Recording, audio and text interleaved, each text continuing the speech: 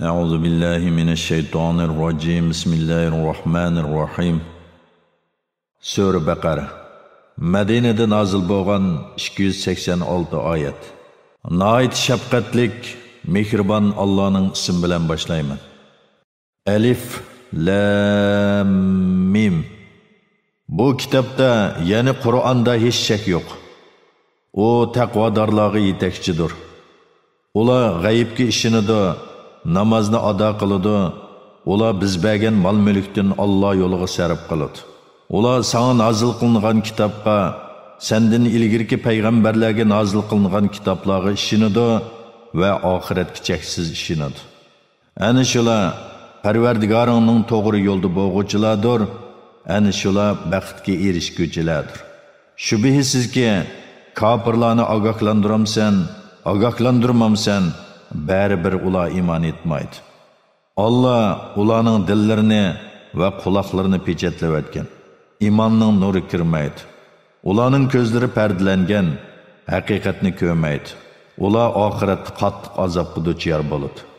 Kishilar orasida Allohga va oxirat kuniga ishondik deguvchilar bor. Haqiqatda ular ishonmaydi. Ya'ni og'zida ishondik degani bilan ko'nglida ishonmaydi. Ular Allohni va mu'minlarni aldamoqchi bo'ladi. Haqiqatda ular tuymasdan o'zlarini aldaydi. Ularning dillarida kesal, ya'ni munofiqlik va shakilnish bor. Alloh ularning kesilini kuchaytiribdi. Yolg'on so'zlaganliklari, ya'ni yolg'ondan iymonni da'vo qilganliklari va Allohning oyatlarini masxir qilganliklari uchun ular qattiq azobga duchor bo'ladi. Ularga yer yuzida buzg'unchilik qilmanglar deyilsa, biz isloh qiluvchilarmiz deydi. Bilinglarki, ular haqiqatan buzg'unchilardir. Lekin buni o'zlari tuymaydi.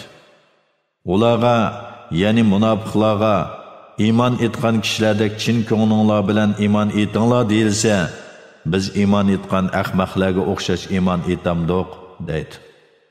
Bilinglarki, ularning o'zlari ahmoqlar. Lekin buni ular tuymaydi. Ular mu'minlar bilan uchrashganida biz iymon etdik deyishidi. Shayotinlari, ya'ni munofiq katiboshlari bilan yolg'iz joyda tepishganda bo'lsa, biz haqiqatan sizlar bilan bilamiz, faqat tilimizning uchida iymon etib qo'yib, mu'minlarni masxir qilamiz deydi. Masxir qilganliklari uchun Alloh ularni jazolaydi. Ularni gumrohliklarda qo'yib beradi-ki, ular tingir qilgan holda yurishidi. Ana shular hidoyatni berib, gumrohlikni oldi. Shunga sodisi foyda keltirmadi, ular hidoyat topquchi bo'lmadi. Ular go'yoki kechida isinish va yo'rug'lik elish uchun o't yoqqan kishilarga o'xshaydi. O't ularning atrofini yo'ritganda, Alloh ularning o'tining yo'rug'ini o'chiribdi. Ularni atrofidagi hech narsani ko'rmaydigan qorong'ulikda qoldirdi. Ular g'asdir, ya'ni g'az anglamagandek yaxshilikni anglamaydi. G'achidir, ya'ni g'ach so'zlayolmagandek yaxshi ishni so'zlayolmaydi. Ko'rdir, ya'ni ko'r bo'lib qolgandek to'g'ri yo'lni ko'rmaydi. Shunga ular gumrohlikdan qaytmaydi. Yoki ular zulmatlik, guldirmamalik va chaqmoqli qattiq yomg'irda qolgan, go'yo chaqmoq so'qib o'tib o'lib ketishdan qo'rqib, quloqlarini barmoqlari bilan etib olgan kishilarga o'xshaydi. Alloh kofirlarni, ularning hamma ahvolini bilib turg'uchidir. Chaqmoq chaqqanda ular ko'z nuridan ayrilib qolg'ili tas qoladi. Ular chaqmoq yo'rg'ida mengib oladi. Qorong'ulik qoplaganda turib qoladi. Alloh xolisi edi, ularni anglash va ko'rish quvvatidan albatta mahrum qiladi. Alloh haqiqatan har narsaga qodirdir. Ey insonlar, taqvodorlardan bo'lishinglar uchun sizlarni va sizlardan burunqilar, ya'ni o'tganki ummatlarni yaratgan Parvardigoringlarga ibodat qilinglar. Alloh sizlarga zaminni to'shak va osmonni bino, ya'ni yulduzlarning zishlig'ida binoga o'xshash qilib berdi. Bulutdan yomg'ir yog'dirib berdi.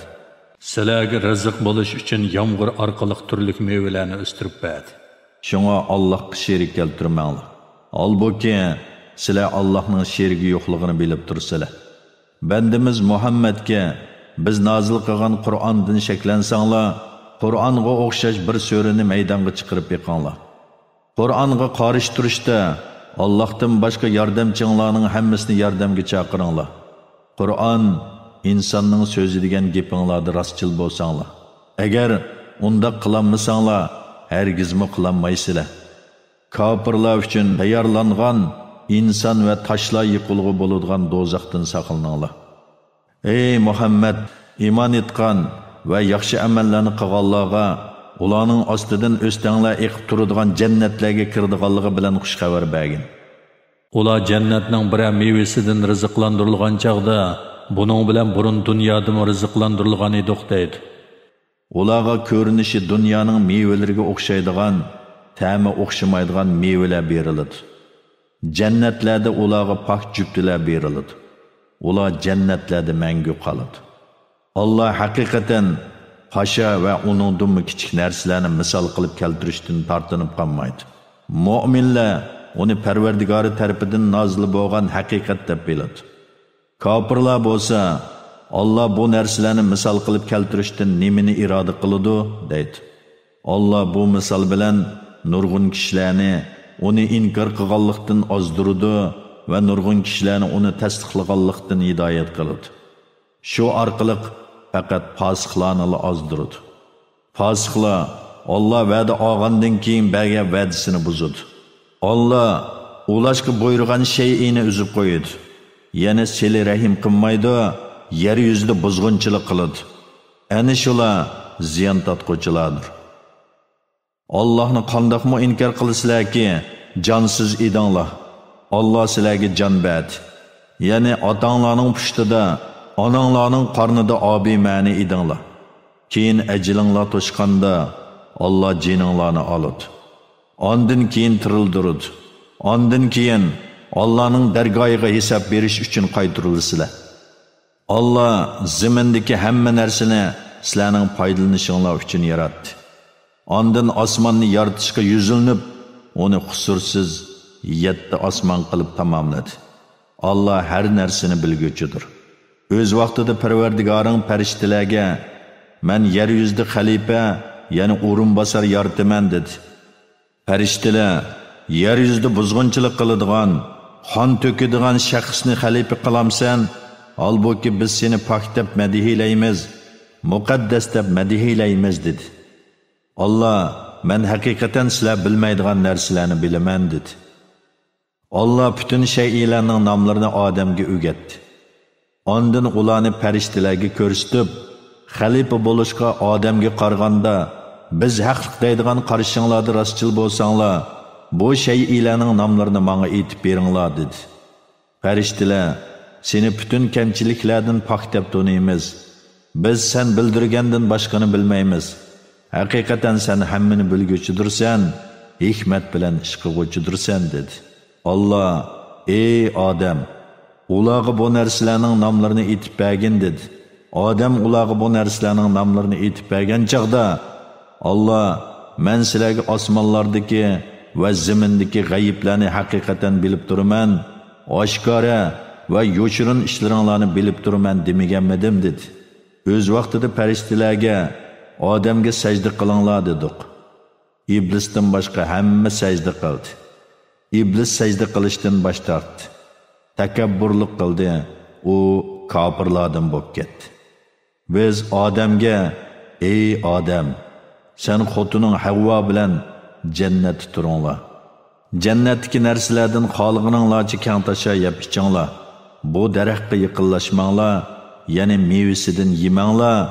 Bo'lmasa o'zinglarga zulm qiluvchilardan bo'lib qolasizlar dedik.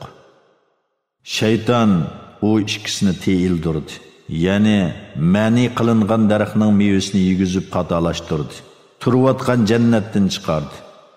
Odamga, Havvoga, Iblisga bir-biringlar bilan o'chakashgan holda jannatdan yer yuziga tushinglar, yer yuzida vaqtlik ajlinglar to'shqichi yerlishinglar va ne'matlardan bahramand bo'linglar dedik. Odam Parvardigordan bir qancha so'z ta'lim oldi. Ya'ni gunohining kechirilishi uchun o'qiydigan duo uningga ilhom orqali bildirildi. Allah uning tavbasini qabul qildi. Allah haqiqatan tavbani bakmi qabul qiluvchidir, bandalarga nihoyatda mehribondir. Ularga hammanglar bu yerdan tushinglar, sizlarga men tarafdan bir yo'l ko'rsatguchi, ya'ni payg'ambar keladi. Yo'limga ergashganlarga oxiratda qo'rqinish va g'am qayg'u bo'lmaydi dedik. Kofirlar va bizning oyatlarimizni inkor qilganlar ahli do'zaxdir. Ular do'zaxda mangu qoladi. Ey Isroil avlodi, mening sizlarga bergan ne'matimni yod etinglar. Menga bergan iymon etish va toat ibodat qilish haqidagi va'danglarga vafo qilinglar. Men sizlarga qilgan savob berish haqidagi va'damga vafo qilaman. Mendan qo'rqinglar. Men nozil qilgan Tavratni tasdiq qiluvchi Qur'onga iymon keltiringlar. Qur'onni birinchi bo'lib inkor qiluvchi bo'lmanglar. Oyatlarimizni arzon bahoda sotib etmanglar. Menga taqvodorlik qilinglar. Haqni botilga, ya'ni Allah nozil qilgan haqiqatni o'zinglar o'ydirib chiqargan narsaga aralashtirmanglar. Haqiqatni bilib turib yo'shirmanglar. Namozni ado qilinglar, zakotni beringlar. Ruku qiluvchilar bilan birga ruku qilinglar. Kishilarni yaxshi ishga buyurib, o'zinglarni unutmanglar. Holbuki sizlar kitob, ya'ni Tavratni o'qib tursizlar, tushunmamsizlar. Sabr qilish, namoz o'qish orqali Allohdan yordam tilanglar. Namoz Allohdan qo'rquvchilar, kamtarlik bilan Allohga bo'ysunuvchilardan boshqalarga haqiqatan mushaqqatli ishdir. Allohdan qo'rquvchilar Parvardigoriga cho'qim muloqot bo'ldiganligiga va Allohning dargohiga cho'qim qaytib bordiganligiga jazman ishonadi. Ey Isroil avlodi, sizlarga bergan ne'matimni va sizlarni bir zamonlarda tamom jahon ahlidan ustun qilganligimni yod etinglar. Kishi kishiga asqatmaydigan, hech kishining shafoati qabul qilinmaydigan, hech kishidan fidya ilinmaydigan, ular kofirlar va gunohkor bandalar yordamga erishamaydigan kundan qo'rqinglar. O'z vaqtida sizlarni qattiq qiynagan, o'g'illaringlarni bo'g'izlab, qizlaringlarni foydalanish uchun tirik qoldirgan Fir'avn guruhidan sizlarni qutqizdik. Bu Parvardigoringlarning yaxshi odam bilan yomon odamni ayiradigan cho'ng siniqi edi. O'z vaqtida dengizni yerib sizlarni qutqizdik. Ya'ni dengizning suyini o'ttirdan bo'lib, quruq yo'l hosil qilib, shu yerdan sizlarni salomat o'tkazdik va Fir'avn guruhini ko'z oldinglarda g'arq qildik. O'z vaqtida Musaga 40 kecha o'tgandan keyin Tavratni nozil qilishni va'da qildik. O sizlardan ayrilgandan keyin o'zingizlarga zulm qilib, Musayni ma'bud qilib oldinglar. Shuningdan keyin shukr qilsin deb sizlarni afv qildik.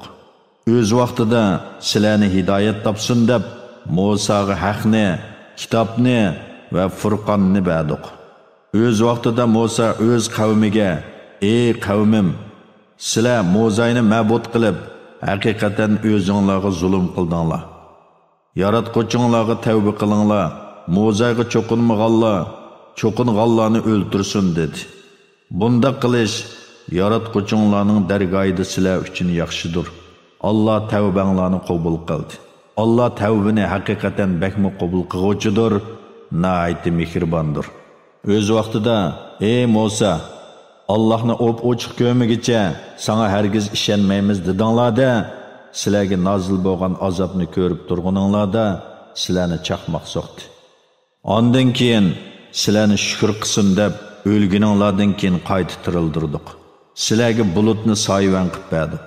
Sizlarga taranjibin bilan bo'dudini tushirib berdik.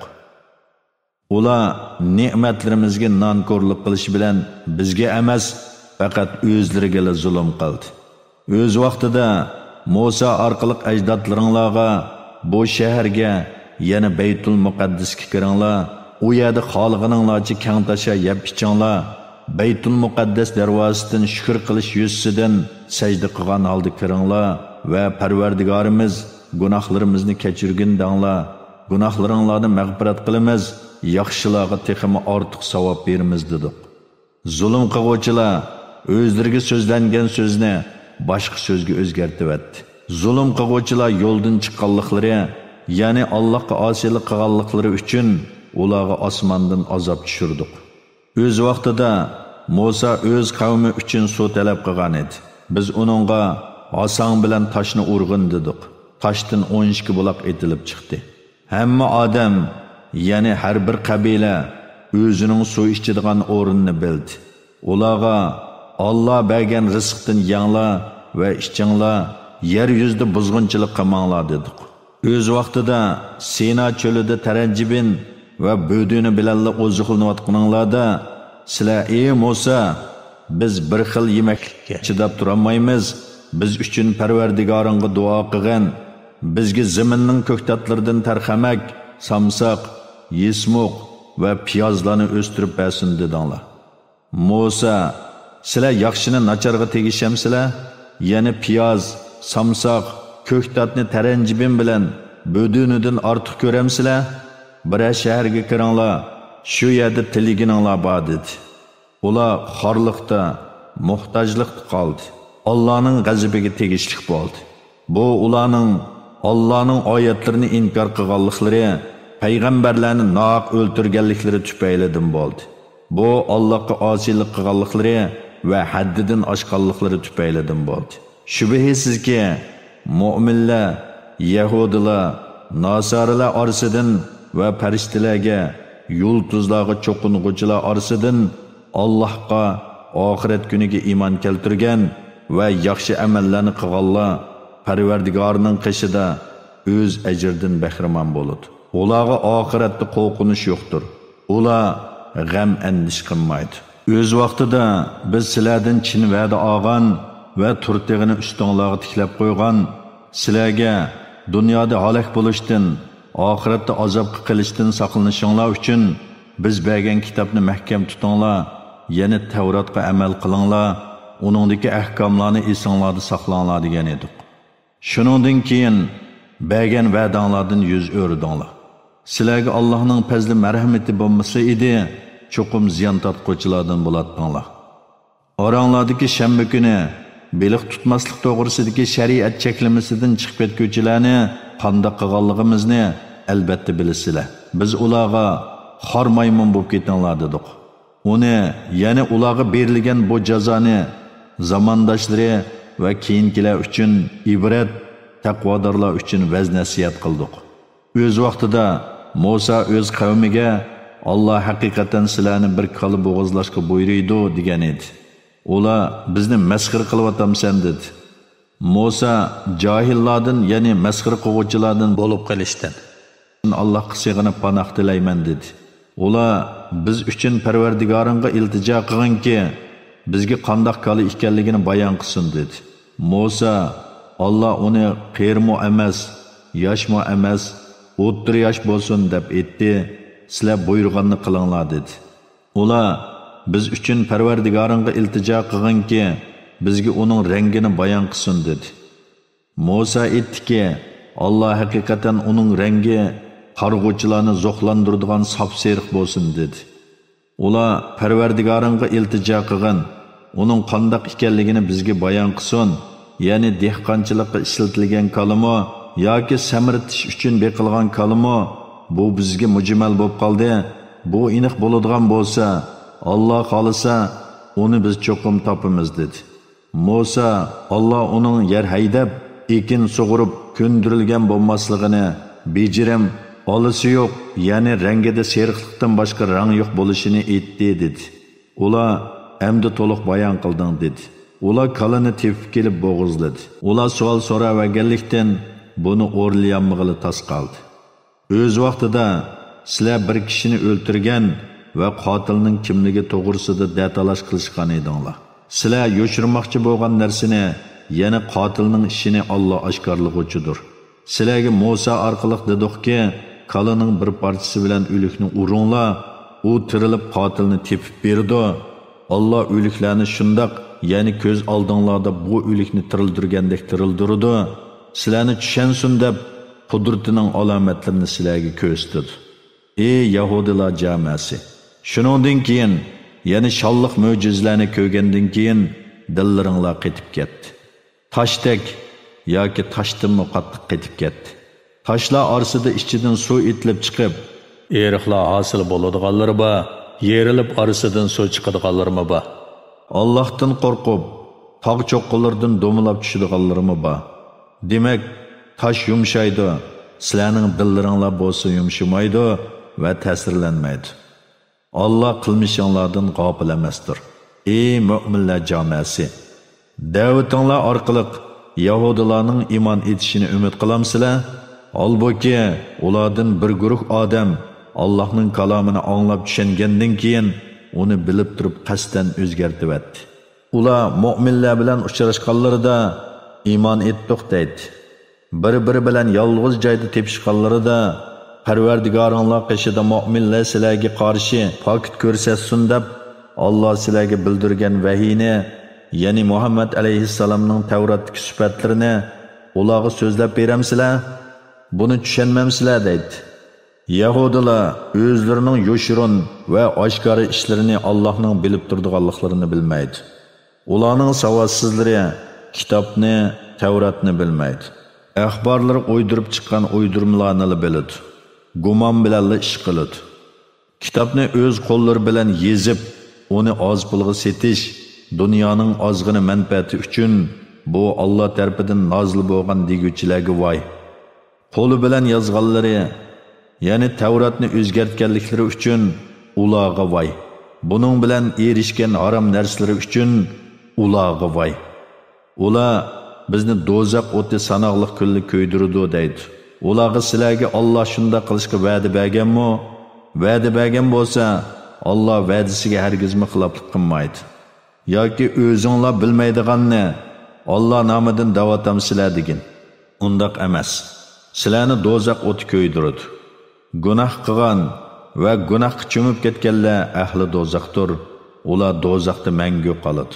Iymon etgan va yaxshi amallarni qilganlar ahli jannatdir. Ular jannatda mangu qoladi.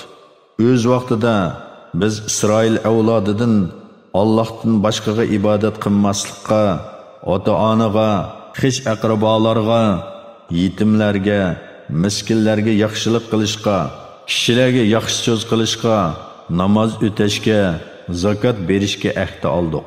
Ondan oranglardagi ozg'ina kishidan boshqalar ahdidan yenib oldinglar. Sizlar hamisha ahdanglardan yenib olsizlar. O'z vaqtida bir-biringlarning qinini to'kmaslikka, bir-biringlarni yurtinglardan haydab chiqarmaslikka sizlardan chin ahd olgan edik. Keyin buni, ya'ni ahdini e'tirof qilgan edinglar, buningga o'zinglar guvohsizlar. Keyin sizlar ahdini buzib, bir-biringlarni o'ltirdinglar, ichinglardan bir turkum kishilarni yurtdan haydab chiqardinglar. Gunoh va dushmanlik qilish bilan ularning qarshi tarafidagilarga yordam berdinglar. Ular asri tushib kelsa, fidya berib qutqizib olasizlar. Holbuki, ularni yurtlardan haydab chiqarish sizlarga harom qilingan edi. Ya'ni bir-biringlarni o'ltirish va yurtdan haydab chiqarishni ravo ko'rsizlar, ularning asriga tushib dushmanlaringlarning qo'lida bo'lib qolishni ravo ko'rmaysizlar. Sizlar kitobning, ya'ni Tavratning bir qism ahkomlariga ishinib, bir qism ahkomlarni inkor qilamsizlar. Sizlardan shunda qilganlarning jazosi faqat hayoti dunyoda xorliq qilish, qiyomat kuni qattiq azobga duchor bo'lishdir. Alloh qilmishinglardan g'ofil emasdir. Ana shular oxiratni berib, dunyo tirikchiligini setib olgan kishilardir. Shuning uchun ulardan azob yengiltilmaydi. Ularga yordam qilinmaydi. Shak shubhisizki, biz Musoga kitob, ya'ni Tavrat berdik. Uningdan keyin orqama-orqa payg'ambarlar avatdik. Maryam o'g'li Isoga mo'jizlar berdik. Hamda uni Ruhul Quddus, ya'ni Jibril bilan yo'lladik. Har qachon bir payg'ambar ko'nglinglarga yoqmaydigan bir narsa ib kelsa, takabburlik qilaveramsizlar. Bir qism payg'ambarlarni inkor qildinglar. Yana bir qism payg'ambarlarni o'ltirdinglar. Ular dillarimiz parlangan dedi. Undaq emas. Ularning kufri sabablik Alloh ularga la'nat qildi. Ulardan iymon etganlar nihoyat oz. Ularga Alloh tarafidan ulardagi kitob Tavratni tasdiqlaydigan kitob Qur'on nozil bo'lgan chaqda uningga ishonmadi. Ilgari ular Muhammad alayhissalomni vasita qilib kofirlarga qarshi o'zlariga yordam qilishni tilaydi. Ular biladigan Tavratda sifati bayon qilingan payg'ambar kelgan chaqda uni inkor qildi. Allah kofirlarga payg'ambarlarning tuganchisini inkor qilgan yahudilarga la'nat qildi. Yahudilarning Alloh nozil qilgan Qur'onni inkor qilishi, Allohning o'z fazilini, payg'ambarligini xohlagan bandasiga tushirganligiga hasad qilish yuzidandir. Ularning o'zlarini, iymonini kufrga setishi ajab yomon ishdir. Ular üstiga g'azabga tegishli bo'ldi. Kofirlar xorlig'uvchi azobga duchor bo'ldi. Ularga Alloh nozil qilgan kitobga, Qur'onga iymon keltiringlar deyilsa, ular o'zimizga nozil qilingan kitobga, ya'ni Tavratga iymon keltiramiz deydi. Uningdan keyingi kitobga, Qur'onga ishonmaydi. Halbuki u ya'ni Qur'on haqdir. Ularning qo'lidagi kitobni tasdiq qilguvchidir. Ularga sizlar Tavratga ishonadigan bo'lsanglar, ilgari nima uchun Allohning payg'ambarlarini o'ltirdinglar degan. Musa sizlarga haqiqatan aniq mo'jizalarni keltirdi. Musa turtiga ketgandan keyin o'zinglarga zulm qilib Musayni ma'bud qilib oldinglar. O'z vaqtida biz sizlardan Tavratga amal qilishga chin va'da olgan edik. Sizlarga men nozil qilgan kitobni mahkam tutinglar, bo'lmasa ustinglarga tog'ni tashlaymiz deb turtigini ustinglarga tikladik va Tavratga quloq solinglar dedik. Ular so'zingga quloq soldik, amringga osiylik qildik deyishdi. Ularning kufri tufaylidan dillariga Musayning muhabbati singib ketdi. Ularga agar sizlar mu'min bo'lsanglar, iymoninglar sizlarni ajab yomon ishga bo'riydi ekan, sizlar mu'min emas. Chunki iymon Musayga cho'qinishga buyurmaydi degan. Ularga agar oxirat yurti jannat Allohning qishida sizlar gumon qilgandek boshqalarga emas, yolg'iz sizlarga xos bo'lsa, sizlarni jannatga ulashtiradigan o'limni orzu qilib beqinglar. Jannat bizga xos degan so'zinglarda rostchil bo'lsanglar degan. Ular qilgan yomon amallari sababli o'limni hargizmi orzu qilolmaydi. Alloh zolimlarni obdan bilguchidir. Shubhisizki, ularni hayotga hamma kishidan, hatto mushriklardan mo'yiris ko'rsan. Har biri 1000 yil umr ko'rishni orzu qiladi. Vaholanki, uzun umr ko'rish ularni azobdan qutuldirib qololmaydi. Allah ularning qilmishlarini aniq ko'rib turg'uchidir. Aytqinki, Jibrayilga dushman bo'lgan odam Allohga dushmandir. Chunki u Jibrayil Allohning amri bilan o'zidan ilgirkini samoviy kitoblarni tasdiq qiluvchi, to'g'ri yo'l ko'rsatuvchi, mu'minlarga bishorat beruvchi Qur'onni sening qalbingga nozil qildi. Kimki Allohni, Allohning farishtalarini, payg'ambarlarni, Jibrayilni, Mikoilni dushman tutar ekan, Allohni dushman tutgan bo'ladi. Shubhisizki, Alloh kofirlarni dushman tutadi. Shak shubhisizki, sana biz ro'shan oyatlarni nozil qildik. Ularni faqat to'g'ri yo'ldan chiqqanlarni inkor qiladi. Har qachon ular bir ahd tuzishsa, bir turkumi uni buzdi. Balki ularning yahudilarning to'lisi Tavratga iymon etmaydi. Ularga Alloh tarafidan qo'llaridagi kitobni tasdiqlaydigan bir payg'ambar, ya'ni Muhammad alayhissalom kelsa, kitob berilganlarning bir turkumi, ya'ni payg'ambarlarning dalillarini bilmaydigandek Allohning kitobini, Tavratni orqasiga cho'rivatdi. Ya'ni Tavratning so'zlariga amal qilmadi. Ular Sulaymonning podshohlik zamonidagi shaytonlarning sehrgarligiga oid so'zlariga agashdi.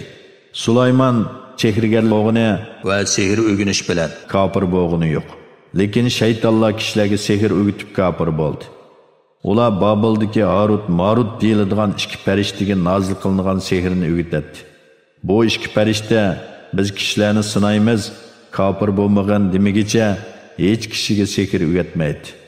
Ular bu ikkisidan xotinni bir-biridan ayirib etadigan narsalarni, ya'ni sehrgarlikni o'rganadi. Ular sehr orqali Allohning ruxsatisiz hech kishiga ziyon yetkazolmaydi. Halbuki ular o'zlariga ziyni bor, foydasi yo'q narsani o'rganadi. Yahudilar Tavratni tashlab sehrni setib olg'achqa, oxiratda Allohning rahmatidan va jannatdan hech nasibi yo'q ekanligini obdan biladi.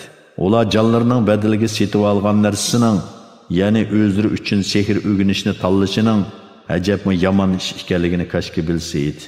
Agar ular iymon keltirsa, sehrini tashlab Allohdan qo'rqsa, ular uchun Allohning dargohidagi savob albatta yaxshi edi. Kashki ular buni bilsa edi. Ey mu'minlar, payg'ambarga rohina deb xitob qilmay, unzurna deb xitob qilinglar. So'ziga quloq selinglar, kofirlar qattiq azobga duchor bo'ladi. Ahli kitob va mushriklardan bo'lgan kofirlar Parvardigoringlar tarafidan sizlarga biror yaxshilikning tushishini yoqtirmaydi. Allah o'zining qolgan bandasiga payg'ambarlikni xos qiladi. Allah cho'ng fazil egasidir. Qandoqli bir oyatni amaldan qoldirsak yoki unutildirsak, o'rniga uningdan ortiq yoki shuningga o'xshash bir oyatni keltiramiz. Allohning har narsaga qodir ekanligini bilmamsan, osmonlarning va zaminning podshohligi Allohga mansub ekanligini bilmamsan, sizlarga Allohdan boshqa hech qanday do'st va madadkor yo'qdir. Ular ya'ni Yahudilar ilgari Musodan savol so'rgandek, sizlarmi payg'ambaringlardan savol so'ramoqchi bo'lamsizlar? Kimki iymonini kufrga tegizsa, u haqiqatan to'g'ri yo'ldan ozgan bo'ladi. Ahli kitob ichidagi nurg'un kishilar o'zlariga haqiqat, ya'ni dininglarning haqligi oshkor bo'lgandan keyin hasad qilish yuzasidan sizlarni iymoninglardan qaytirib kofir qilishni orzu qiladi. Allohning amri kelganga qadar, ya'ni Alloh sizlarga ular bilan urush qilishga ruxsat qilguncha, ularni afv qilinglar va kechiringlar. Alloh haqiqatan har narsaga qodirdir. Namozni ado qilinglar, zakotni beringlar, o'zinglar uchun ishlagan har qanday yaxshi amal bo'lsa, Allohning dargohida uning savobini topsizlar. Alloh haqiqatan qilgan amallaringlarni ko'rib turg'uchidir. Ular Yahudi yoki Nasara bo'lmagan odam, ya'ni Yahudilar Yahudi bo'lmagan odam, Nasaralar Nasara bo'lmagan odam hargizmi jannatga kirmaydi deyishdi. Bu ularning quruq orzusidir. Agar so'zinglarda rostchil bo'lsanglar, dalilinglarni keltiringlar degan. Undaq emas. Kimki yaxshi amallarni qilgan holda o'zini Allohga topshirdi ekan, Allohning amriga bo'ysunib, amalini xolis Alloh uchun qiladi ekan, u Parvardigorning dargohida savobdan bahramand bo'ladi. Ularga oxiratda qo'rqinish yo'qdir va ular g'am andish qilmaydi. Yahudilar, Nasarlarning hech qanday asosi yo'q, ya'ni ular to'g'ri dinda emas dedi. Nasarlarmi, Yahudilarning hech qanday asosi yo'q, ya'ni ular to'g'ri dinda emas dedi. Holbuki ular kitobni, ya'ni Yahudilar Tavratni, Nasarlar Injilni o'qiydi. Bilimsiz odamlar, ya'ni arab mushriklarmi ular degandek dedi. Allah qiyomat kuni ularning o'zaro ixtilof qilishgan narsalari ustida hukm chiqaradi. Allohning masjidlarida Allohning nomining yod qilinishini to'sqan va ularni vayron qilishga uringanlarmi zolim kishi bormi? Masjidlarga ularning faqat qo'rqqan holda kirishi loyiq edi. Ular dunyoda rasvo bo'ladi, oxiratda cho'ng azobga, ya'ni do'zax azobiga duchor bo'ladi. Mashriqmi, mag'ribmi, ya'ni butun yer yuzi Allohningdir. Qaysi tarafga yuzlansanglarmi, u Allohning tarafi, ya'ni sizlarga ixtiyor qilgan qiblasidir. Allohning mag'firati haqiqatan kengdir. Alloh hammani bilguchidir. Ular Yahudilar, Nasaralar, mushriklar Allohning balasi bor deydi. Alloh ularning gumon qilgan narsadan pokdir. Undaq emas. Osmonlardagi va zamindagi narsalarning hammasi Allohningdir. Hammasi uning bo'ysunuvchidir. Allah osmonlar va zaminni yo'qdan bor qiluvchidir. Bir ishni vujudga keltirishni iroda qilsa, vujudga kel deydi-da, u vujudga keladi. Bilmaydiganlar, Quraysh kofirlari, Allah nima uchun biz bilan so'zlashmaydi yoki nima uchun bizga rost payg'ambarligining dalili sifatida bir mo'jiza kelmaydi deydi. Ulardan burun o'tganlarmi payg'ambarlarga shundoq so'zni qilgan edi. Ularning dillari bir-biriga o'xshaydi. Haqiqatan biz oyatlarimizni jazman ishindigan qavm uchun bayon qildik. Biz seni haqiqatan mu'minlarga jannat bilan xush xabar berguvchi, kofirlarni do'zax azobidan ogohlantiruvchi qilib, haqdin bilan avatdik. Sen ahli do'zax, ya'ni kofirlardan iymon etmaganlar to'g'risida javobgar emassan. Sen Yahudi va Nasarlarning diniga agashmaguncha, ular sendan hargiz rozi bo'lmaydi. Ey Muhammad, ularga aytqinki, to'g'ri yo'l faqat Allohning yo'lidir. Sana ilm kelgandan keyin ya'ni poklik haqiqat sana oshkor bo'lgandan keyin agar sen ularning nafsi xohishlariga ergishadigan bo'lsang, seni Allohning azobidan qutqizadigan hech qanday do'stmi bo'lmaydi, madadkormi bo'lmaydi. Biz ato qilgan kitobni tegishli ravishda o'qiydiganlar bor. Ana shular uningga ishonadi. Kimlarga kitobni, Qur'onni inkor qiladi ekan, ular ziyon tortquvchilardir. Ey Isroil avlodi, sizlarga bergan ne'matimni va sizlarni bir zamonlarda hamma jahon ahlidan ustun qilganligimni yod etinglar. Birovga birov qilchilik yordam qilolmaydigan, hech kishining fidyasi qabul qilinmaydigan, hech kishining shafoati foyda qilmaydigan, ularga ya'ni kofirlar va gunohkorlarga yordam qilinmaydigan kundan qo'rqinglar. O'z vaqtida Ibrohimni Parvardigori bir qancha amirlar, shariat takliflar bilan sinadi. Ibrohim ularni bajo keltirdi. Alloh uningga seni cho'qim kishilarga dinda peshvo qilaman dedi. İbrahim mening bir qism avlodlarimni peshvo qilsang dedi. Alloh mening peshvo qilish ahdimga zolimlar ya'ni kofirlar erishamaydi dedi. O'z vaqtida biz Ka'bani kishilar uchun jam bo'ladigan va tinch joy qilib berdik. Kishilarga maqomi Ibrohimni namozgoh qilinglar, ya'ni shu yerda namoz o'qinglar dedik. İbrahim bilan Ismoilga uyimni, ya'ni Ka'bamni tavob qiluvchilar, e'tikofda o'ltiruvchilar, ruku qiluvchilar va sajda qiluvchilar uchun pok tutishni buyurdik. O'z vaqtida Ibrohim, Parvardigorim, bu ya'ni Makkani tinch shahar qilib bergan, aholisidan Allohga va oxirat kuniga iymon etganlarni turli mevalar bilan rizqlantirgan dedi. Alloh kofir bo'lgan odamni rizqdan ozgina muddat hayotligida bahramon qilaman, ondan keyin uni oxiratda do'zaxga haydayman dedi. Bu nima degan yomon oqibat. O'z vaqtida Ibrohim bilan Ismoil Ka'baning ulini qo'pirib etib, Parvardigorimiz, bizning xizmatimizni qabul qilgin, sen haqiqatan duoyimizni anglab turg'uchisan, niyatimizni bilib turg'uchisan. Parvardigorimiz, ishkimizni o'zingga itoatman qilgin. Bizning avlodlarimizdanmi o'zingga itoatman ummat chiqargin. Bizga hajimizning qoidalarini bildirgin. Tavbimizni qabul qilgin. Chunki sen tavbini nihoyat qabul qiluvchisan, nihoyat mehribonsan. Parvardigorimiz, ularning ichidan oyatlaringni ularga tilovat qilib beradigan, kitobingni, Qur'onni, hikmatni, ya'ni sahih sunnatni ularga o'rgatadigan, ularni mushriklik va gunohlardan pok qiladigan bir payg'ambar avatgin.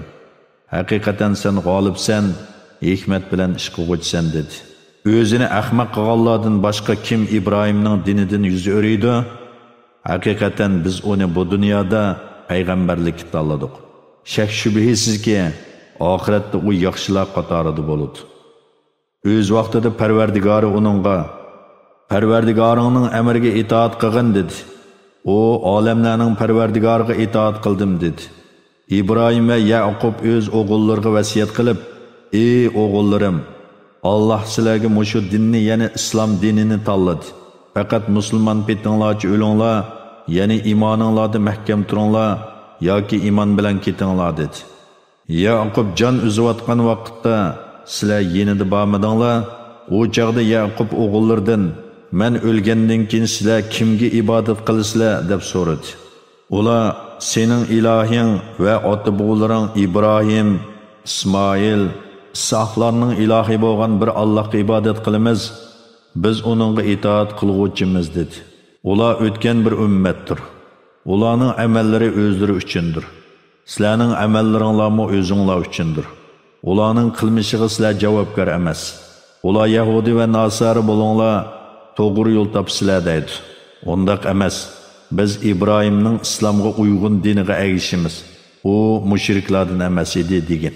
Aytinglarki, Allohga iymon etdik, bizga nozil qilingan vahiyga, İbrahimga, İsmoilga, Ishoqqa, Yaqubga va uning avlodlariga nozil qilingan vahiyga, Musoga berilgan Tavratga, İsoga berilgan Injilga va payg'ambarlarga Parvardigori tarafidan berilgan kitoblarga iymon etdik.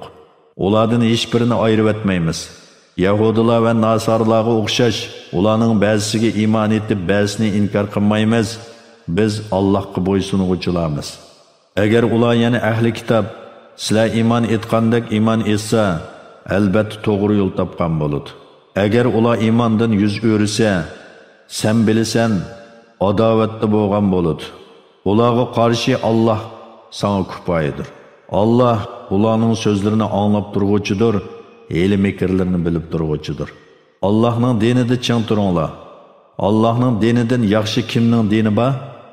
Biz Allohga ibodat qiluvchilarmiz. Biz bilan Alloh to'g'riliq munozirlashamsizlar? Holbuki u ham bizning Parvardigorimiz, ham sizlarning Parvardigoringlardir.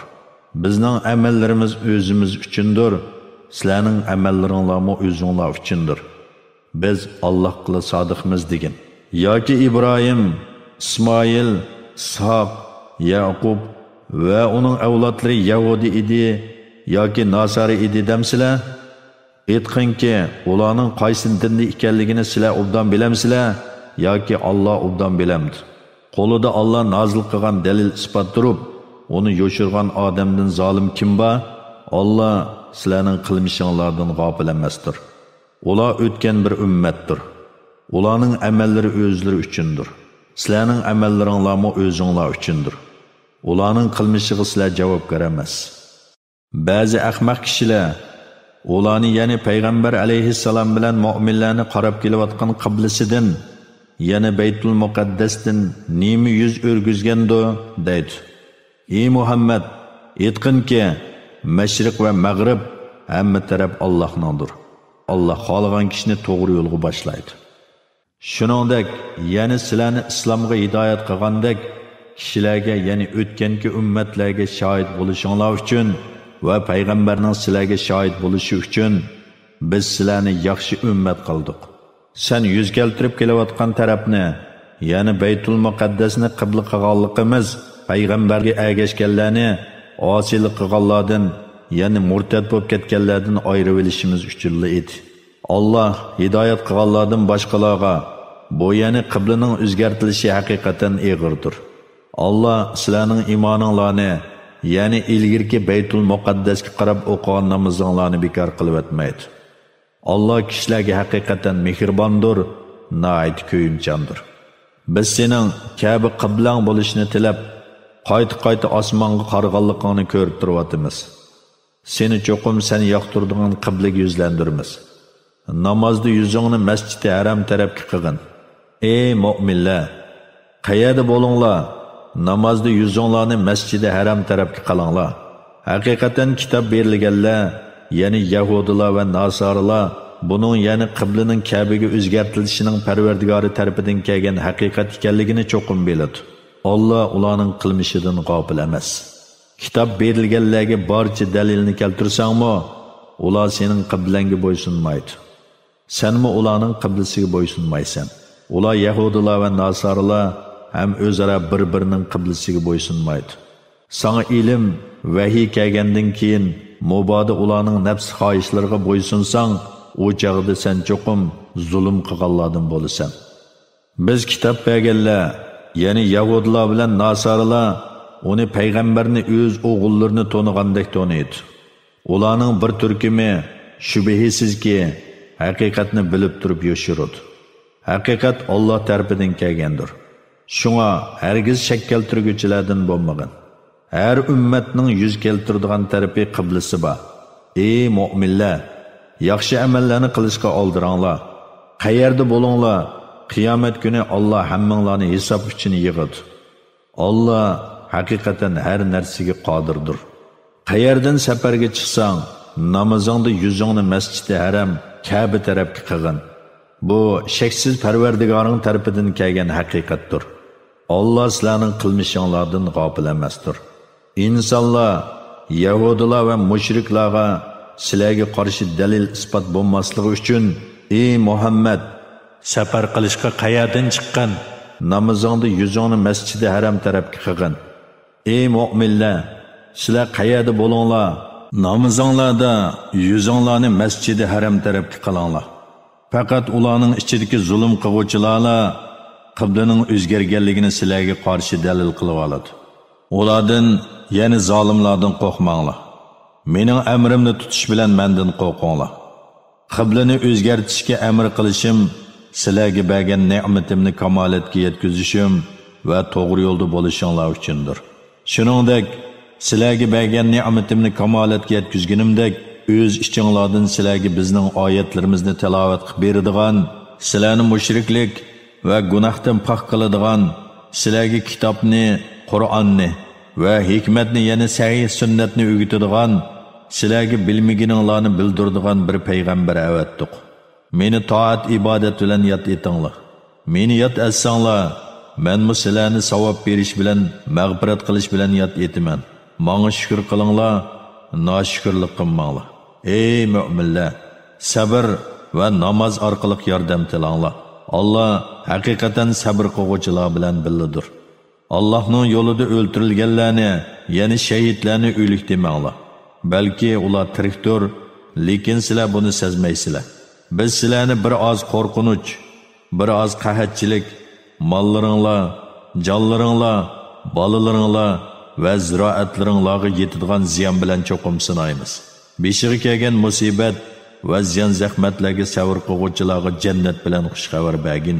Ularga bir musibat kelgan chaqda, ular biz albatta Allohning igdorchiligidamiz, Allohning bandalarimiz, cho'qim Allohning dargohiga qaytimiz deydi. Ana shular Parvardigorining mag'firati va rahmatiga erishguchilardir. Ana shular hidoyat topquchilardir. Safa bilan Marva haqiqatan Allohning dinining alomatlaridandir.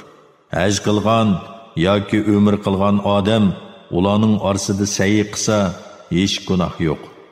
Kimki o'z ixtiyori bilan biror yaxshilik qiladi ekan, Alloh uning mukofotini beradi. Allah albatta shukrning mukofotini berguchidir. Allah hammani bilguchidir. Bu kitobda, ya'ni Tavratda kishilarga to'g'ri yo'lni aniq bayon qilganimizdan keyin biz nozil qilgan Muhammad alayhissalomning rost payg'ambar ekanligini isbotlaydigan ro'shan dalillarni va to'g'ri yo'lni yo'shirganlarga Alloh la'nat qiladi. Ya'ni rahmatidan yiroq qiladi. La'nat qiluvchilar, farishtalar va mu'minlarni ularga la'nat qiladi. Faqat tavba qilganlar, amalini tuzatganlar, ya'ni Yahudilarning Tavrat ahkomlaridan yo'shirganlarni bayon qilganlar buningdan mustasno. Ana shularning tavbasini qabul qilaman. Men tavbani bakmi qabul qiluvchiman, nihoyat mehribondirman. Shubhisizki, kofir bo'lib, kofir peti o'lganlar bor. Ana shular cho'qim Allohning, farishtalarning va insonlarning hammasining la'natiga uchraydi. Ular do'zaxda mangu qoladi. Ulardan azob yengiltilmaydi. Ularga beriladigan azob kechiktirilmaydi. Sizlarning ilohinglar bir ilohdir. Uningdan boshqa hech ma'bud barhaq yo'qdir. O nihoyat shafqatlidir, nihoyat mehribondir. Osmonlarning va zaminning yoritilishida, kecha bilan kunduzning navbatlashishida, kishilarga foydali narsalarni elib dengizda uzib yurgan kemalarda, Alloh bulutdan yog'dirib bergan, o'lgan zaminni tirildiradigan yomg'irda, yer yuziga taqib o'tgan hayvonlarda, shamol yo'lnishlarining o'zgarib turishida, osmon zamin orasida bo'ysundirilgan bulutlarda tushunadigan kishilar uchun albatta Allohning birligini ko'rsatadigan dalillar bordir. Ba'zi odamlar Allohdan g'ayrilarni Allohga sherik qilib oladi. Ularni mu'minlarning Allohni do'st tutganidek do'st tutadi. Ya'ni ulug'laydi va ularga bo'ysunadi. Mu'minlar Allohni hammadan bek do'st tutquchilardir. Zolimlar qiyomat kuni o'zlariga tayyorlangan azobni ko'rgan chaqda butun kuch-quvvatning Allohga mansub ekanligini va Allohning azobining qattiq ekanligini koshki bilsa edi, Allohga sherik keltirmagan bo'ladi. Ayni vaqtda agashtirguvchilar azobni ko'rib, agashguvchilardan ado juda bo'ladi. Ularning o'zaro munosabati, ya'ni dunyodagi do'stligi uziladi. Agashguvchilar koshki bizlarga dunyoga qaytishga bo'lsa edi, ular bizdan ado juda bo'lgandek, bizmi ulardan ado juda bo'latdik deydi. Allah ularga yomon ishlarning hasrat bo'ladiganligini mushundaq ko'rsatdi. Ular do'zaxdan chiqmaydi. Ey insonlar, zamindagi halol pokiz narsalardan yanglar. Shaytonning yo'llariga ergashmanglar, chunki shayton sizlarga ochiq dushmandir.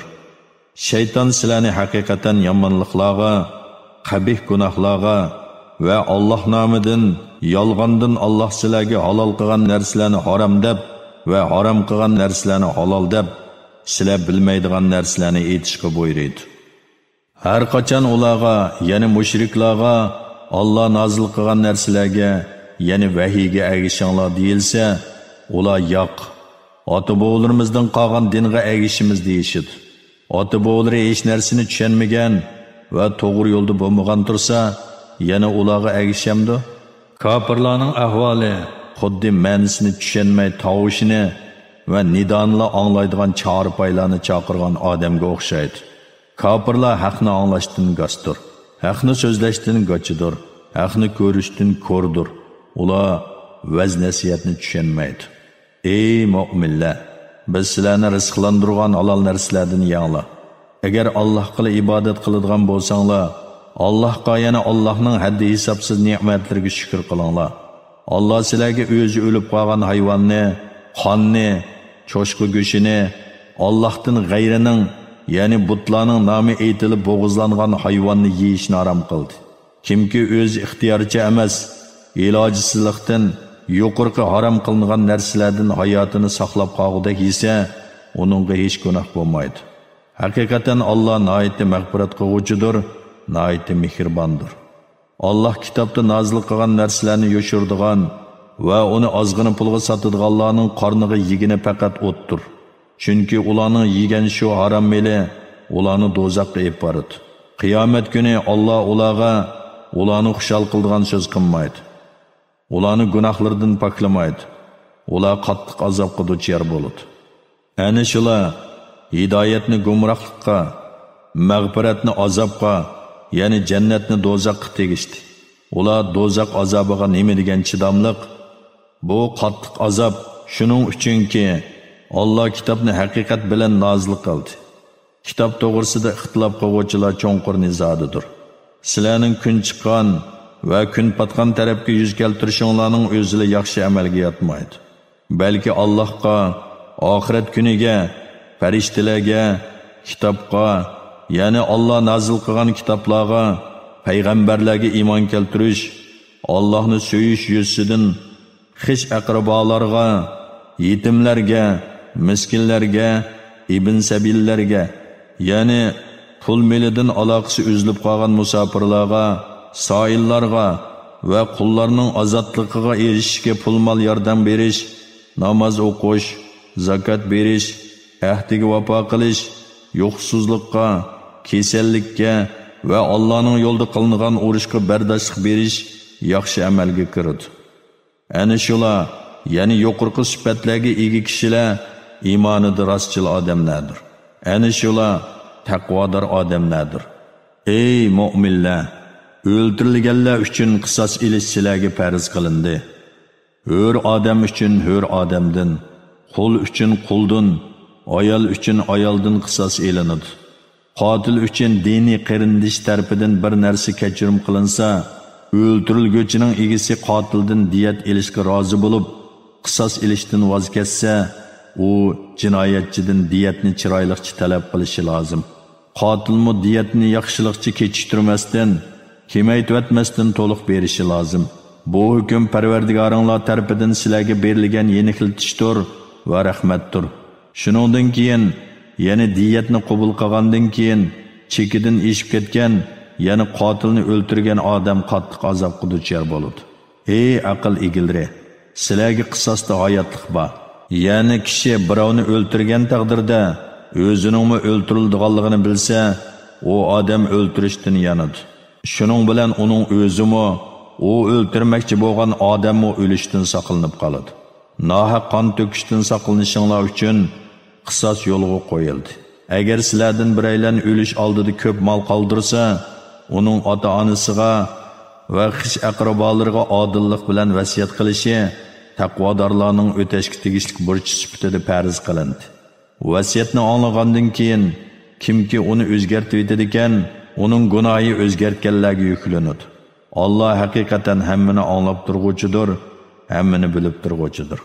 Kimki vasiyat qilguvchining savalligi yoki qasdan noto'g'ri qilganligini bilib, ularning, ya'ni vasiyat qilguvchilarning orasini tuzab qo'ysa, uningga hech gunoh bo'lmaydi. Allah haqiqatan mag'firat qilguvchidir, nihoyat mehribondir. Ey mu'minlar, Gunohlardan saqlanishinglar uchun sizlardan ilgirkilarga, ya'ni ilgirki ummatlarga ro'za farz qilingandek, sizlarga Ramazon ro'za farz qilindi. Bu farz qilingan ro'za sanoqli kunlardir. Sizlardan kimki kasal yoki safar ustida bo'lib ro'za tutmagan bo'lsa, tutmagan kunlarni, ya'ni qazosini boshqa kunlarda tutsin. Ro'zani qiyrilik yoki ojizlik tufaylidan mushaqqat bilan oran tutadigan kishilar tutmasa, kunligi uchun bir miskin to'yg'idek tamoq fidya berishi lozim. Kimki fidyasini belgilangan miqdordan ortiq bersa, u o'zi uchun yaxshidir. Agar bilsanglar, ro'za tutish sizlar uchun eg'iz ichib yurishdan va fidya berishdan yaxshidir. Ramazon oyida Qur'on nozil bo'lishga boshladi. Qur'on insonlarga yetakchidir. Hidoyat qiluvchi va haq bilan nohaqni ayiruvchi ro'shan oyatlardir. Sizlardan kimki Ramazon oyida hozir bo'lsa, Ramazon ro'zasini tutsin. Kimki kasal yoki safar ustida, ya'ni musofir bo'lib tutmagan bo'lsa, tutmagan kunlar uchun boshqa kunlarda tutsin. Alloh sizlarga osonlikni xohlaydi, taslikni xohlamaydi. Eg'izinglar ochiq yurgan kunlarning qazosini qilish bilan Ramazon ro'zasining sonini to'ldirishinglarni, sizlarni hidoyat qilganligiga Allohni ulug'lashinglarni, uning in'omlariga shukr qilishinglarni xohlaydi. Mening bandalarim sendan men to'g'riliq so'rasa, ularga aytqinki, men haqiqatan ularga yaqinman. Ya'ni ularning ahvolini, so'zlarini bilib turaman. Menga duo qilsa, men duo qiluvchining duosini ijobat qilaman. Ular to'g'ri yo'l tepish uchun mening da'vatimni qabul qilsin va menga iymon etsin. Ya'ni hamisha iymon bilan bo'lsin. Ro'za kechalarida ayollaringlarga yaqinchilik qilish sizlarga halol qilindi. Ular sizlar uchun kiyimdir. Ya'ni ular sizlarga orlashib yashaydi va kiyim badanga yepishgandek yepishidi. Sizlarmi ular uchun kiyimsizlar. Ya'ni sizlarmi ularga orlashib yashaysizlar va kiyim badanga yepishgandek yepishsizlar. Allah o'zinglarni oldiganliginglarni, ya'ni ro'za kechasi yaqinchilik qilganinglarni bildi. Allah tavbanglarni qabul qilib sizlarni afv qildi. Endi ularga, ya'ni ayollaringlarga yaqinchilik qilinglar. Allah sizlarga taqdir qilgan narsani, ya'ni farzand talab qilsanglar, toki tongning oq yipi qora yipidan ayrilganga, ya'ni tong yo'rg'anga qadar yanglar va ichinglar. Ondan kashkirgacha ro'za tutinglar. Sizlar masjidda, e'tikofda o'ltirgan cheg'inglarda, kunduz bo'lsin, kecha bo'lsin, ularga yaqinchilik qilmanglar. Ana shular Alloh belgilagan chegirlardir. Ya'ni ma'ni qilingan ishlardir. Onunga yaqinlashmanglar. Kishilarning harom qilingan ishlardan saqlanishlari uchun Alloh oyatlarini ularga mushundoq bayon qiladi. Bir-biringlarning mollarini nohaq yeyolmanglar. Bilib turib kishilarning bir qism mollarini zulm bilan yevilish uchun hokimlarga pora bermanglar.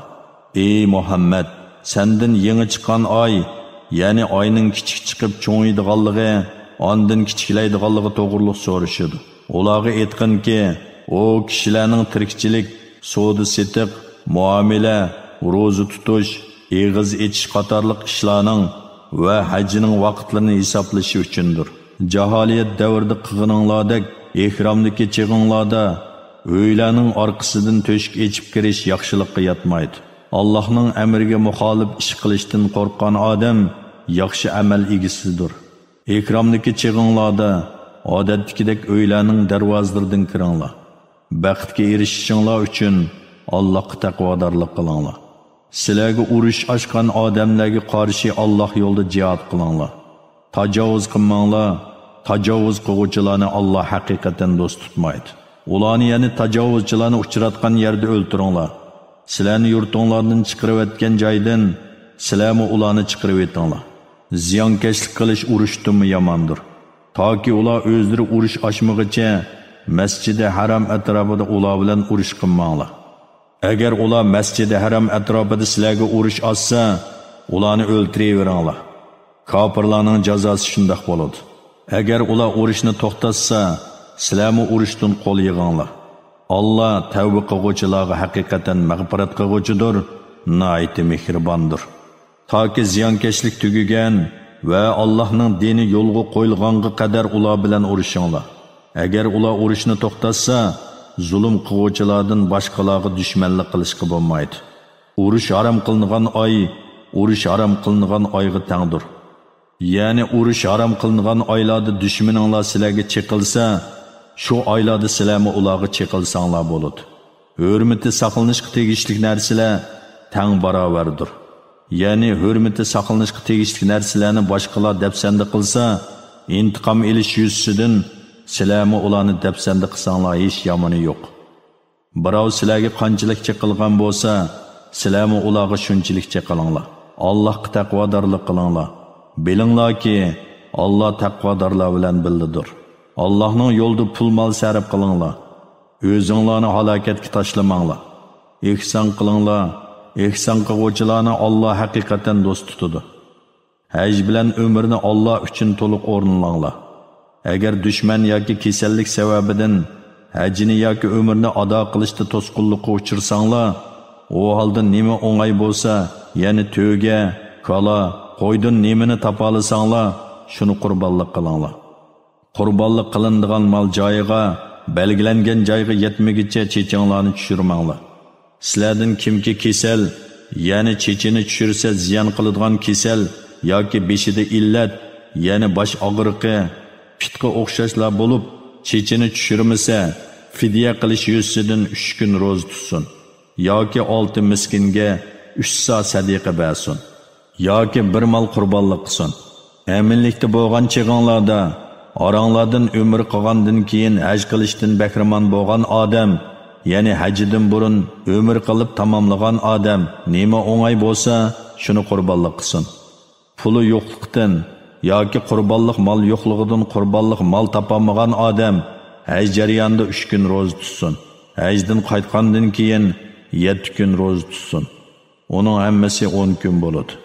Mana bu, ya'ni umr qilgan odamga qurbonlik qilish lozimligi yoki ro'za tutish haqidagi hukm Masjid-i Haram doirasida, ya'ni haramda o'ltirishlik bo'lmagan kishilar uchundir. Allohga taqvodorlik qilinglar. Bilinglarki, Allohning azobi qattiqdir. Haj vaqti ma'lum bir qancha oydir, ya'ni Shavval, Zulqa'ida oylari va Zulhajja oyining dastlabki 10 kunidir.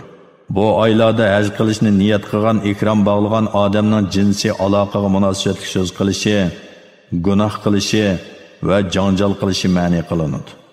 Sizlar qandoqliki yaxshi amalni qilsanglar, Alloh uni bilib turadi. Haj uchun oziq elib olinglar. Eng yaxshi oziq taqvodorlikdir. Ey aql egilari, menga taqvodorlik qilinglar. Parvardigoringlardan haj mavsumida tijorat va boshqa ovqat orqali rizq talab qilsanglar, sizlarga hech gunoh bo'lmaydi. Arafatdan qaytgan chig'inglarda, Mash'ari haramda, ya'ni Muzdalifada Allohni yod etinglar. Alloh sizlarni hidoyat qilganligi uchun uni yod etinglar. Ilgari sizlar haqiqatan gumroh edinglar. Alloh sizlarni hidoyat qilishdan ilgari gumrohlar qatorida edinglar. Ondan keyin sizlar Arafatdan kishilar qaytgan joy bilan qaytinglar. Allohdan mag'firat talab qilinglar. Alloh haqiqatan nihoyat mag'firat qiluvchidir, nihoyat mehribondir. Sizlar hajga oid ibodatlarni ado qilgandan keyin Allohning oti buvanglarni yod etgandek yoki uningdan ziyoda yod etinglar. Ba'zi kishilar ey Parvardigorimiz, bizga nasibimizni bu dunyoda bergin deydi. Holbuki uningga oxiratda yaxshilikdan hech nasibi yo'qdir. Ba'zi kishilar Parvardigorimiz, bizga dunyoda yaxshilik ato qilgin, oxiratda yaxshilik ato qilgin, bizni do'zax azobidan saqlagin deydi. Ana shular o'zlari qilgan amallarining mo'l mevasini ko'radi. Allohning hisob elishi tezdir. Ya'ni shuncha ko'p xaloyiqdan qisqa vaqt ichida hisob ep bo'ladi. Sanoqli kunlarda tashrih kunlari, ya'ni Qurbon hayitining 1-chi, 2-chi, 3-chi kunlarida Allohni yod etinglar. Namozlaringlarning oxirida takbir etinglar. Minodan oldirab 2 kunda qaytgan odamga hech gunoh bo'lmaydi. Ta'xir qilib qaytgan odamga hech gunoh bo'lmaydi. Yuqorqi ahkomlar taqvodorlik qilib, hajni to'liq ado qilmoqchi bo'lgan odam uchundir. Allohdan qo'rqinglar. Bilinglarki, sizlar hisob uchun Allohning dargohiga yig'ilasizlar. Ey Muhammad, kishilar orasida shundoq odam borki, onun dünya tirikçiligi to'g'risidagi so'zi seni qiziqtiradi. Lekin o yolg'onchi munofiqdir. O dilidagi narsaga dili boshqa, tili boshqa emasligiga Allohni guvohlik qiladi.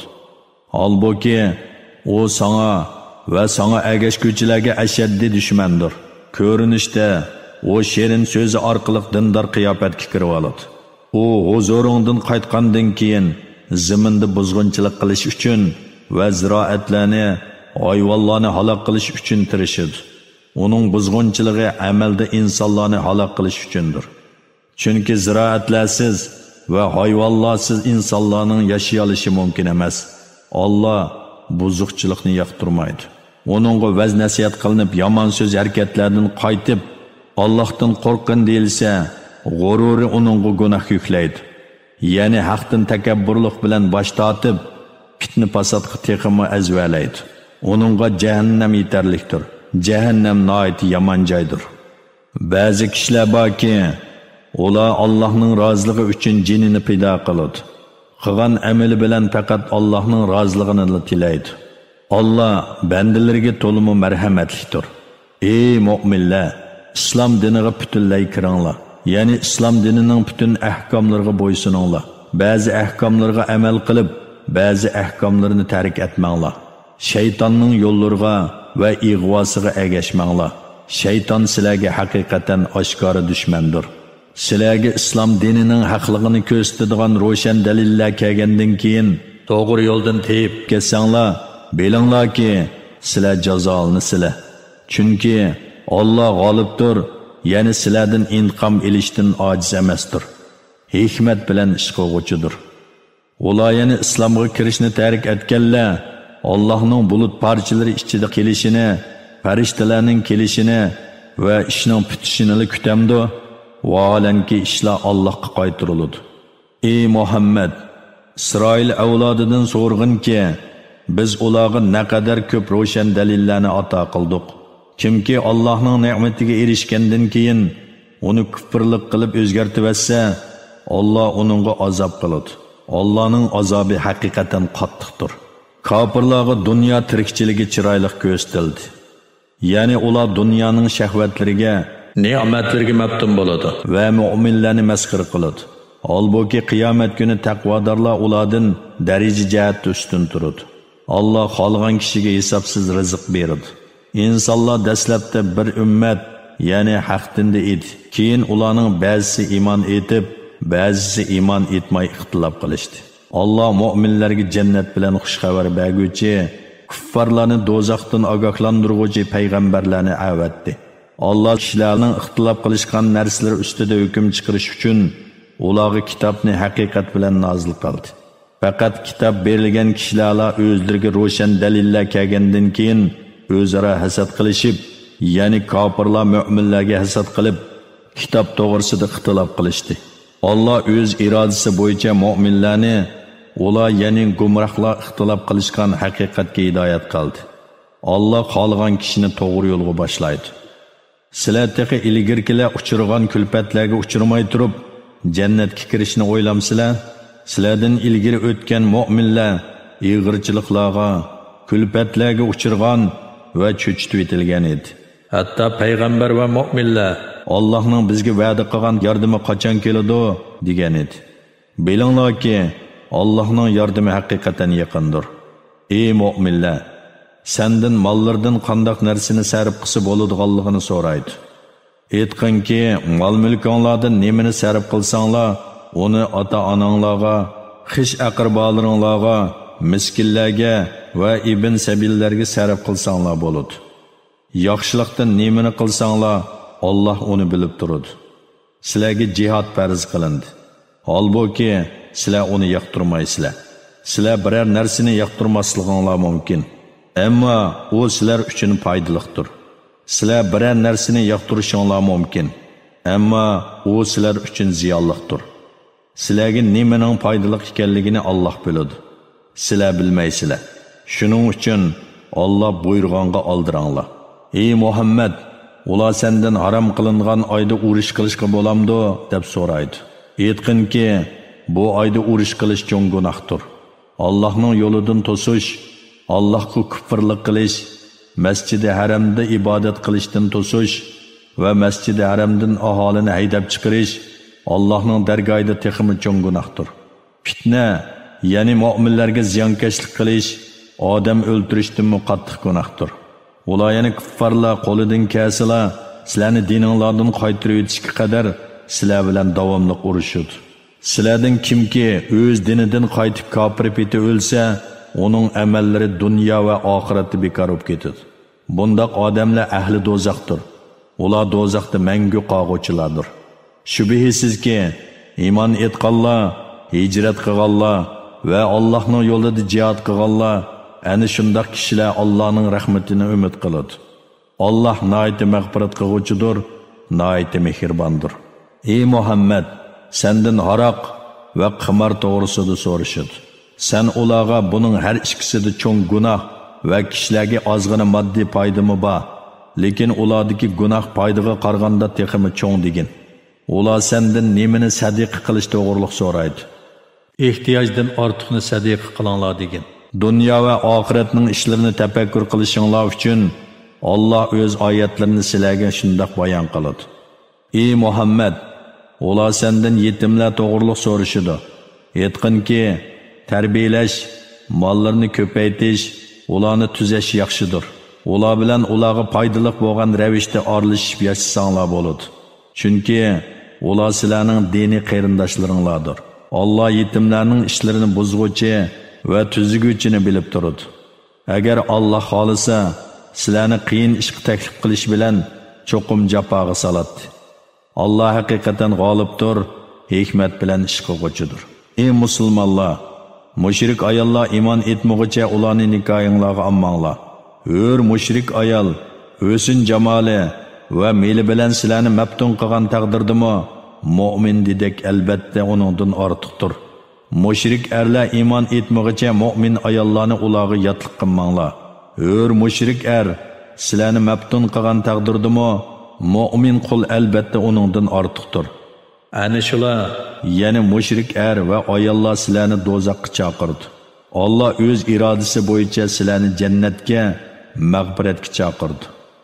Kishilar panda nasihat olsin deb Alloh ularga o'z oyatlarini bayon qiladi.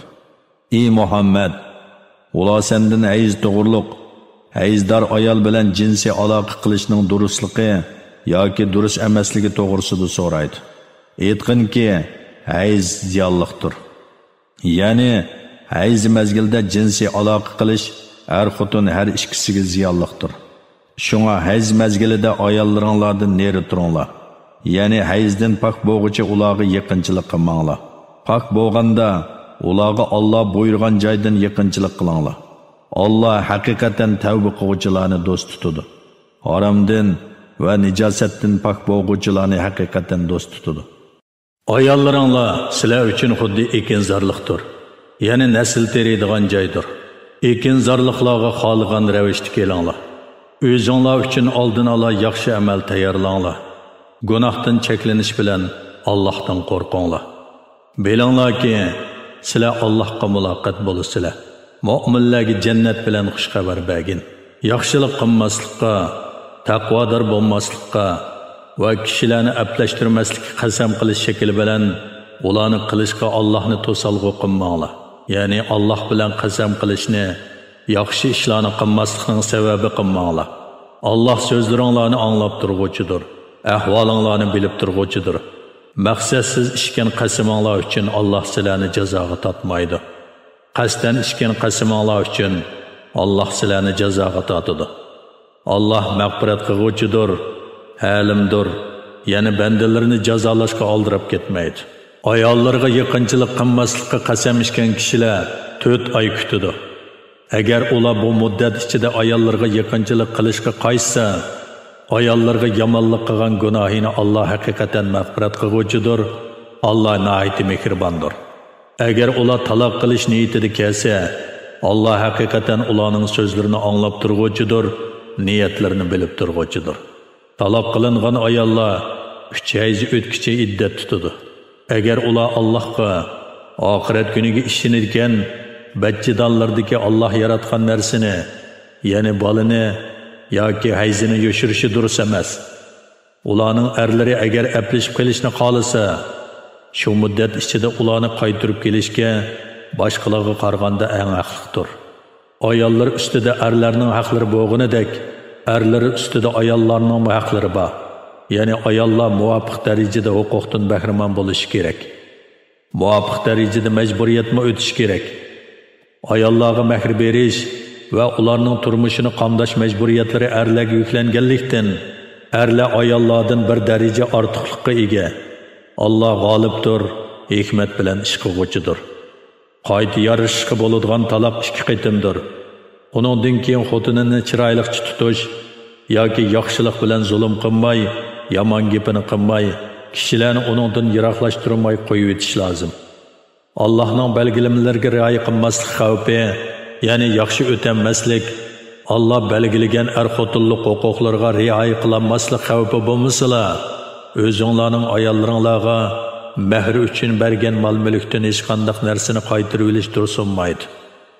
Agar sizlar ular ya'ni er-ayolning Allohning belgilamalariga rioya qilmaslikdan qo'rqsanglar, xotinning taloq xetini elish maqsadida mol berganligi uchun u ikkisiga ya'ni er-xotinga gunoh bo'lmaydi.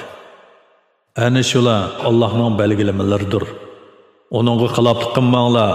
Allohning belgilamalariga xiloflik qiluvchilar zolimlardir. Agar er uni, ya'ni xotinni 3-chi qitim taloq qilsa, xotin boshqa erga tegmagicha uningga durust bo'lmaydi. Keyingi er uni taloq qilgandan keyin iddatini to'shqizib, burunqa er bilan qayta yarashsa, ularga hech gunoh bo'lmaydi.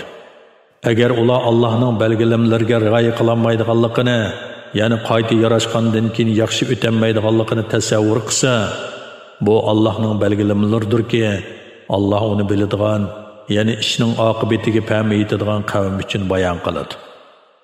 Sizlar ayollarni taloq qilgan bo'lsanglar, ularning iddati to'shay deb qolgan bo'lsa, ular bilan chiroyliqcha yarashib, ularni nikohinglarda tutinglar. Yoki ularni yaxshilik bilan qo'yib etinglar. Zulm qilish maqsadida ziyo yetkazib ularni tutib olmanglar. Kimki shunda qiladi ekan, ya'ni kimki chiroyliqcha uy tutish niyati bilan emas, balki iddatini uzartib zulm qilish niyatida xotini bilan yarashidi ekan, o'ziga o'zi zulm qilgan bo'ladi. Allohning oyatlarini kulki qilib olmanglar. Ya'ni Allohning ahkomlarini xiloflik qilish yo'li bilan masxir qilmanglar. Allohning sizlarga bergan ne'mati va sizlarga vaz nasihat qilish uchun nozil qilgan kitobini, hikmatni, kitobdagi ahkomlarni yod etinglar. Allohga taqvodorlik qilinglar. Bilinglarki, Alloh har narsani bilguchidir. Agar sizlar ayollarni taloq qilgan bo'lib, ularning iddati to'shgan va qoida bo'yicha tegmoqchi bo'lgan eri bilan tutishgan bo'lsa, ularni nikohlanishdan to'smanglar. Buning bilan ishchinglardan Allohga va oxirat kuniga iymon keltirganlarga nasihat qilinadi. Bu ya'ni vaz nasihat elish, Allohning amrlarini tutish sizlar uchun eng foydalidir va eng pokdir. Shariat ahkomlaridan sizlarga nimalar eng foydali ekanligini Alloh biladi. Sizlar bilmaysizlar. Onalar bolalarni emitish muddatida to'liq emitmoqchi bo'lsa, 2 yil emitishi lozim. Otalar onalarni qoida bo'yicha yemak-ichmak va kiyim-kechak bilan ta'minlab turish kerak. Kishi faqat qo'lidan keladigan ish qilib taklif qilinadi. Onani bolasi sababli ziyon tatqizmaslik, otani bolasi sababli ziyon tatqizmaslik lozim. Agar ota o'lib ketsa, uning varisi otaga o'xshash mas'uliyatni, ya'ni ona bo'g'uchiga nafaqa berish va uning haqlariga rioya qilish qatorliqlarni o'z ustiga olish kerak. Agar ota o'lib ketsa, uning varisi otaga o'xshash mas'uliyatni, ya'ni ona bo'g'uchiga nafaqa berish va uning haqlariga rioya qilish qatorliqlarni o'z ustiga olish kerak. Agar ota-ona kelishib, bolani 2 yil to'shmasdan ayirib o'tmoqchi bo'lsa, ularga hech bir gunoh bo'lmaydi. Agar bolalaringlarni enik onalarga emitmoqchi bo'lsanglar, qoida bo'yicha ularning haqqini bersanglar, sizlarga hech gunoh bo'lmaydi. Allohdan, ya'ni Allohning amriga muxolifatchilik qilishdan qo'rqinglar. Bilinglarki, Alloh sizlarning qilgan amallaringlarni ko'rib turg'uchidir. Ishchinglarda o'z vafot bo'lib ayollar qilib qolgan kishilar bo'lsa, ayollari 4 oy 10 kun iddat tutishi lozim. Iddati to'shqandan keyin o'zlari to'g'riliq qoida bo'yicha ish qilsa, sizlarga yana shu ayollarga igdorchilik qilguvchilarga hech gunoh bo'lmaydi. Alloh sizlarning qilgan amallaringlardan xabardordir. Iddati to'shmagan ayollarga ularni oladiganliginglarni puritib o'ssanglar yoki buni dilinglarda yoshirin tutsanglar, sizlarga hech gunoh bo'lmaydi. Ularga eg'iz ochadiganliginglar Allohga ma'lumdir. Lekin ular bilan yoshirin va'dalashib qo'ymanglar. Faqat oshkor aytilsa, kishi xijil bo'lmaydigan muvofiq so'zni qilsanglar bo'ladi. Iddati to'shmag'icha ularni nikohinglarga elishga bel bog'lamanglar. Bilinglarki, Alloh dilinglardagini bilib turadi. Uningdan Allohning amriga xiloflik qilib jazolanishdan nazar qilinglar. Bilinglarki, Alloh nihoyat mag'firat qiluvchidir, halimdir, osiylik qilganlarni jazolashga oldirib ketmaydi. Agar sizlar ayollaringlarga yaqinchilik qilmay yoki mahri tayinlamay turib ularni taloq qilsanglar, ya'ni nikohinglarga olgan ayol bilan bir yerda bo'lmagan yoki mahrini muayyanlashtirmagan sharoitda uni qo'yvatsanglar, sizlarga hech gunoh bo'lmaydi. Lekin uningga muta belgilik miqdorda pul mol berishinglar kerak. Ularga pul mol beringlar. Boy o'z holiga yarasha, kambag'almi o'z holiga yarasha qoida bo'yicha bersin. Bu yaxshi odamlarning o'tashga tegishli majburiyatidir. Agar sizlar ularga yaqinchilik qilishdan ilgari va mahri tayinlanib bo'lgandan keyin taloq qilsanglar, tayinlangan mahrning yarmini beringlar. Ammo ayollar o'tinsa, ya'ni mahrdan voz kechib butunlay olmasa yoki nikohning tuguni o'z ilkida bo'lgan erlar o'tinsa yoki tayinlangan mahrining hammasini bersa, shu bo'yicha bir taraf qilish lozim. Sizlar o'tinsanglar, o'tingan odam taqvodorlikqa eng yaqindir. O'zaro ihson qilishni unutmanglar. Alloh haqiqatan qilgan amallaringlarni ko'rib turg'uchidir. 5 namozga bo'libmi namoz degaga ahamiyat beringlar. Ya'ni bütün shartlar bilan vaqtida to'liq ado qilinglar. Allohning huzurida, ya'ni namozda itoatmanlik bilan turinglar. Qo'rqinchli qolganinglarda piyoda yoki uloqliq ketib berib namoz o'qinglar. Amonlik topganinglarda Allohning sizlarga bilmaganinglarni o'rgatganidek Allohni yod etinglar. Ya'ni qo'rqinch tugaganda Alloh namozni qandoq o'tashga amr qilgan bo'lsa, to'liq arkonlar bilan shundoq o'tinglar. Sizlarning ichinglarda o'zi vafot bo'lib ayoli qilib qolganlar, ularning yana ayollarining bir yilgacha yemak-ichmak, kiyim-kechak bilan ta'minlanishini, uydan haydab chiqarilmasligini vasiyat qilsin. Agar ayollari o'zlari chiqib ketsa, ularning o'zlari to'g'risida qilgan qoidalik ishlar uchun sizlarga, ya'ni meyitning egilariga hech gunoh bo'lmaydi. Alloh g'olibdir, hikmat bilan ish qiluvchidir. Taloq qilingan ayollarga qoida bo'yicha nafaqa berish lozim. U taqvodorlarning o'tashga tegishli majburiyatidir. Sizlarning tushunishinglar uchun Alloh o'z ahkomlarini ko'rsatib beradigan oyatlarni sizlarga mushundoq bayon qiladi. O'zlari manglarcha turuqliq, o'limdan qo'rqib, yurtlardan qochib chiqqan kishilardan xabaring yo'qmi? Alloh ularni o'linglar dedi. Ular o'ldi. Ondan keyin Alloh ularni tirildirdi. Allah insonlarga haqiqatan marhamatlidir, va lekin insonlarning ko'pchiligi Allohning ne'matiga shukr qilmaydi.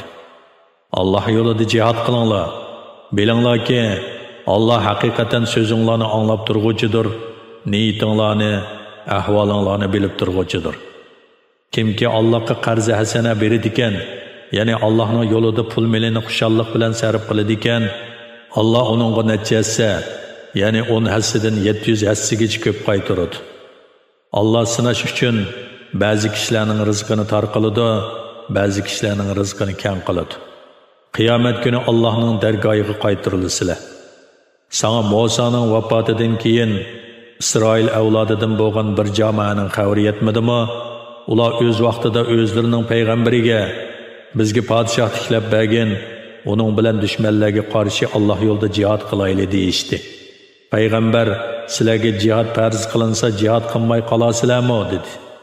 Ular yurtlarimizdan haydab chiqarilgan va o'g'illarimizdan judo qilingan tursak, qandoqmi Alloh yo'lida jihad qilmayli dedi. Ularga jihad farz qilingan chaqda ozg'inisidan boshqa hammasi jihaddan bosh tortdi. Alloh zolimlarni obdan bilguvchidir.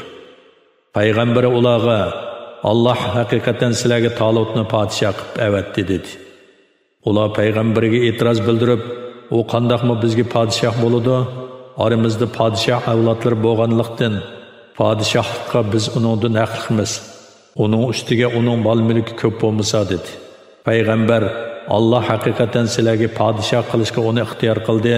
Uning ilmini ziyoda va badinni bastlik qildi. Allah saltanatni xohlagan odamga beradi. Allohning fazli kengdir. Onunğa kimning loyiq bo'ladiganligini obdan biladi dedi. Ularga payg'ambar aytdi ki, onun podshohligining alomati shuki, sizlarga bir sanduq keladi. Onunda Rabbinglar tarafidan sizlarni taskin topqizadigan narsa va Musoning, Harunning tavallari qoldirib ketgan narsalar, Musoning hassi, kiyimi va Tavrat yozilgan ba'zi taxtalar qachilangan bo'ladi. Uni farishtalar ko'tarib keladi. Agar Allohga va oxirat kuniga ishonadigan bo'lsanglar, buningda ya'ni sanduqning nozil bo'lishida Allohning Talutni sizlarga podshohlikqa tanlaganligiga albatta sizlar uchun ro'shan alomat bor. Talut askarlari bilan Baytul Muqaddasdan ayrilgan chaqda Alloh sizlarni bir daryo bilan sinaydi. Kimki uningdan ichidi ekan, u menga tava emas. Kimki daryo suyini tetimaydi ekan, u haqiqatan menga tavadir. Onundan ussuzluqni bir az besish uchun bir o'chim ichgan odam buyruq xiloflik qilgan bo'lmaydi dedi. Ularning ichidagi ozgina kishidan boshqa hammasi onundan ichdi.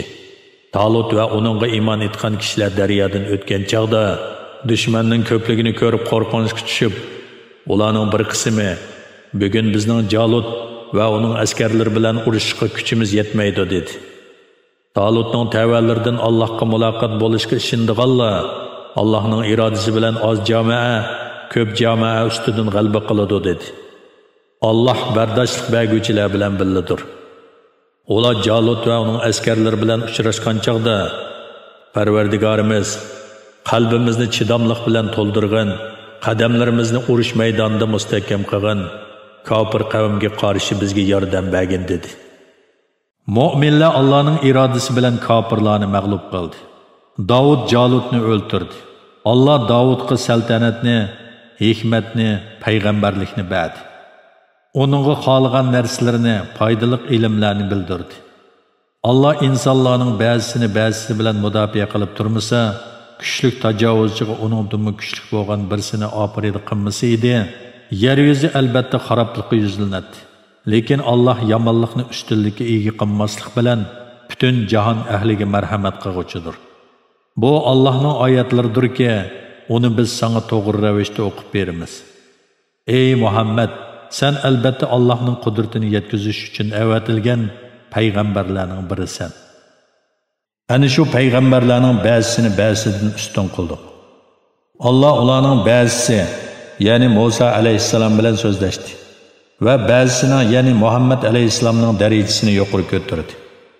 Maryam o'g'li Isoga o'liklarni tirildirish, g'ajlarni, baras kesilni saqaytishga o'xshash ro'shan mo'jizalarni ato qildik. Uni Ruhul Quddus, ya'ni Jibril alayhissalom bilan kuchlantirdik.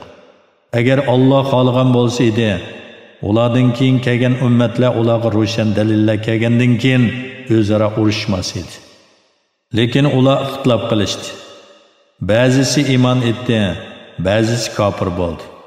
Agar Alloh xohlagan bo'lsa edi, ular o'zaro urushmas edi. Lekin Alloh xohlaganini qiladi. Ey mu'minlar, so'di setiq, do'stlik va Allohning iznisiz shafaat bo'lmaydigan kun, ya'ni qiyomat kuni yetib kelishdan burun sizlarga biz rizq qilib bergan mol-mulklardan yaxshilik yo'llariga sarf qilinglar. Kofir bo'g'uvchilar zolimlardir.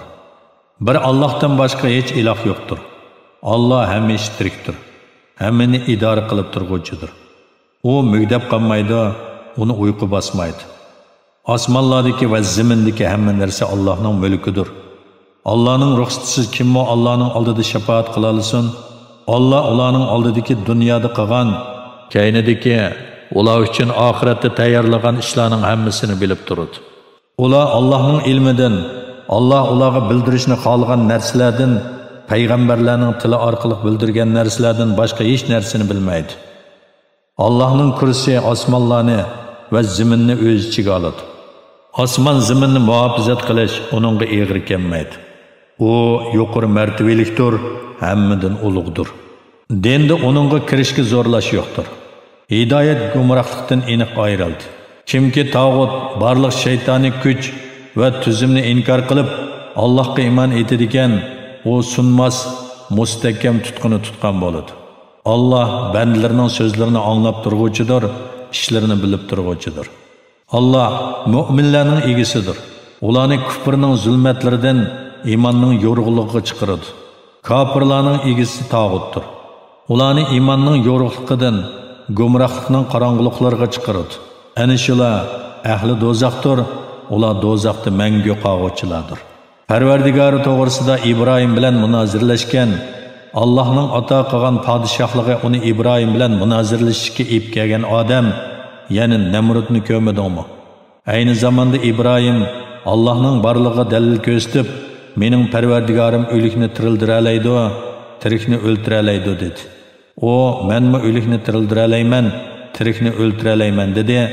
Namrud o'limga hukm qilingan ikki odamni chaqirtib kelib, birini o'ltirdi, yana birini qo'yib berdi.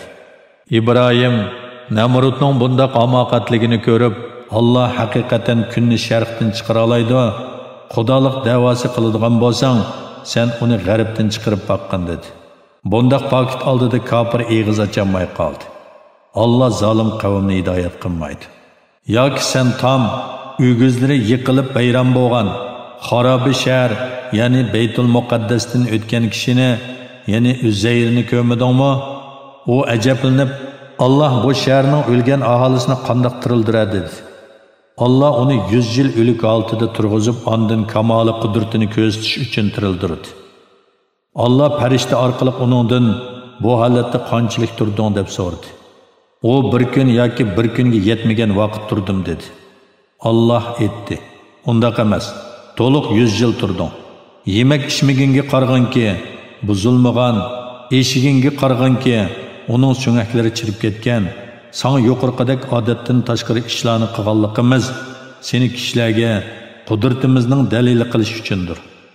Bu so'ngaklarga qarag'anki, uni qandoq qurashtiramiz, ondan uningga go'sht qo'ndiramiz. Yuqorqi ishlar uningga aniq bo'lgan chaqda, ya'ni u ro'shan mo'jizlarni ko'rgan chaqda, u men Allohning hamma narsaga qodir ekanligini bildim dedi. O'z vaqtida Ibrohim, Parvardigorim, o'liklarni qandoq tirildirganligini menga ko'rsatgan dedi. Allah o'liklarni tirildira oladiganligimga ishonmadingmi dedi. İbrahim ishondim, lekin ko'nglim texmi qaror topsin uchun ko'rishni tilayman dedi.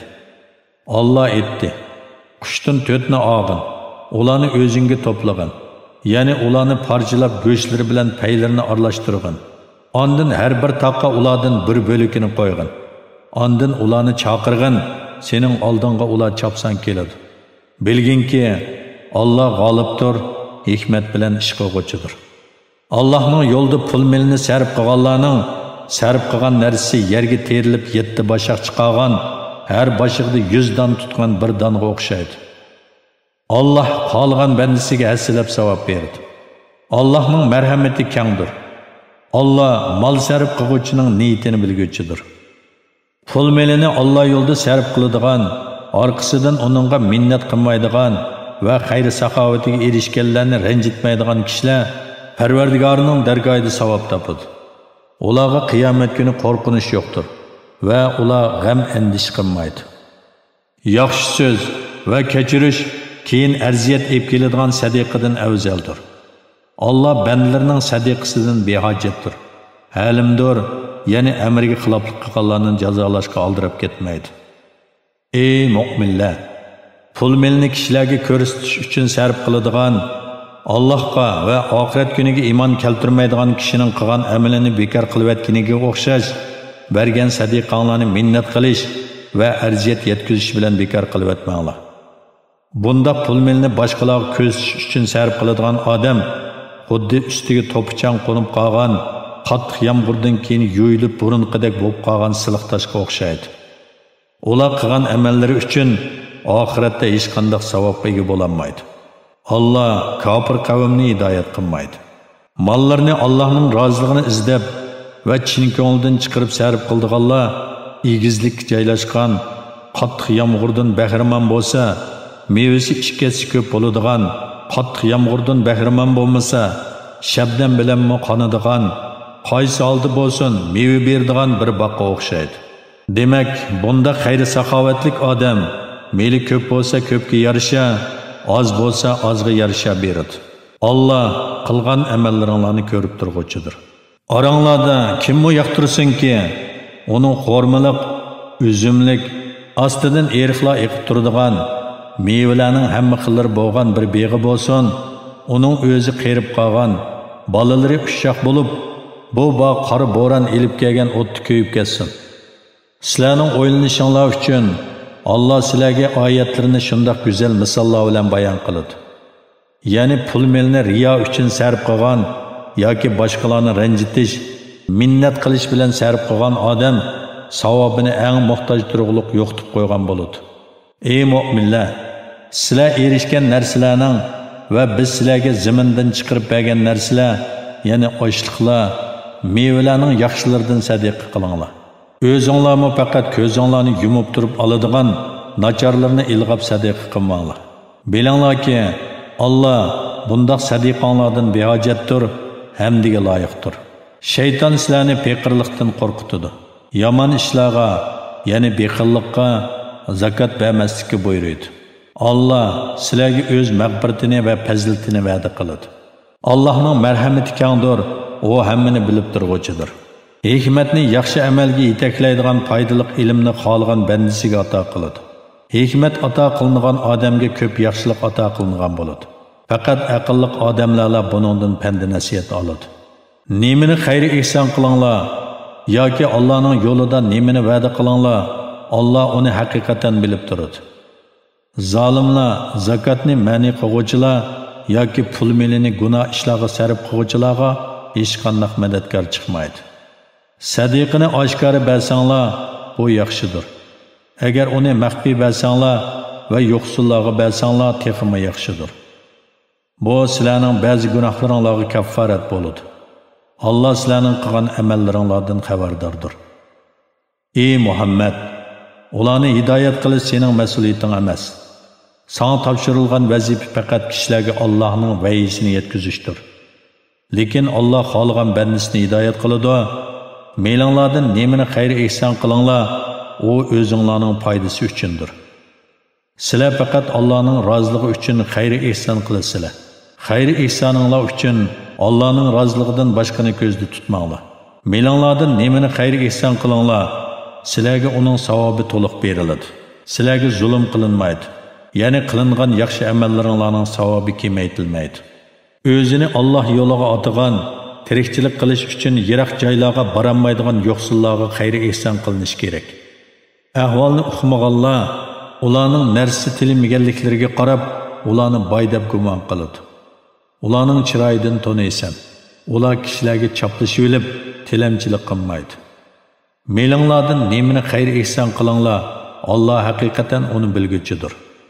Mallarni kech-kunduz hamma vaqt yo'shiron va oshkora yo'sinda xayr ihson qiladiganlar Parvardigorning dargohida savob topadi. Ularga oxiratda qo'rqinish yo'qdir va ular g'am andish qilmaydi. Jazona o'sim yeydigan odamlar qiyomat kuni go'rlardan jin chepilib qolgan sarong odamlarda qo'padi. Bu shuning uchunki, ular Alloh harom qilgan ishni halol bilib, savdo setiqmo jazoniga o'xshash dedi. Albuki Alloh savdo setiqni halol qildi. Jazonini badalsiz bo'lganligi shaxsga va jamiyatga ziyonli bo'lganligi uchun harom qildi. Kimki Parvardigori tarafidan vaz nasihat kelgandan keyin, ya'ni jazoni ma'ni qilingandan keyin uningdan yansa, burun og'ini o'zining bo'ladi. Uning ishi Allohga topshiriladi. Qayta jazoni og'illar ahli do'zax bo'lib, do'zaxda mangu qoladi. Allah jazonining barkatini o'chirib yetadi. Sadiqining barkatini ziyoda qiladi. Allah har bir noshukr, ya'ni jazoni halol sanag'uvchi gunohkorlarni do'st tutmaydi. Iymon etgan, yaxshi amallarni qilgan, namoz o'qigan, zakat bergan kishilar Parvardigorning dargohida cho'ng savobga erishadi.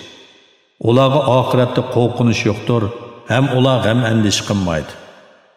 Ey iymon etgan kishilar, haqiqiy mu'min bo'lsanglar, Allohning amriga muxolifiyatchilik qilishdan saqlaninglar. Kishilarning zimmasida qilib qolgan jazoni, ya'ni o'simni olmanglar. Agar shunda qilmasanglar, Alloh va uning rasuliga urush ochgan bo'lasizlar. Agar jazoni qilishdan tavba qilsanglar, qarz bergan sarmoyanglar o'zingizlarga qaytadi. Boshqalarni ziyon tatqizmaysizlar, o'zingizlarni ziyon tatmaysizlar. Agar qarzdorning qo'li qisqa bo'lsa, uning holi yaxshilangach kutinglar. Agar xayrlik ish ekanligini bilsanglar, qiyinchilikda qolgan qarzdorlardan oladigan qarzni uningga sadaqa berib versanglar, sizlar uchun texmi yaxshidir. Sizlar shundoq bir kundan, ya'ni qiyomat kundan qo'rqinglarki, u kunda sizlar Allohning dargohiga qaytarilsizlar. Ondan har kishi qilgan yaxshi yomon amalining natijasini to'liq ko'rdi. Ularga zulm qilinmaydi, ya'ni yaxshi amali kamaytilib, yomon amali ko'paytirilmaydi. Ey mu'minlar, muddat belgilab o'zaro qarz berishsanglar, uni hujjat qilib yozib qo'yinglar. Oranglardagi xat biladigan kishi uni kam ziyoda qilmay odillik bilan yozsin. Xat biladigan kishi Alloh uningga bildirgandek to'g'riliq bilan yozishni rad qilmasin. U yozsin. Zimmasida boshqalarning haqqi bo'lgan odam yozadigan kishiga aytib bersin. Qarzdor Parvardigori Allohdan qo'rqsin. Qarz olgan narsadan hech nimani kamaytib o'tmasin.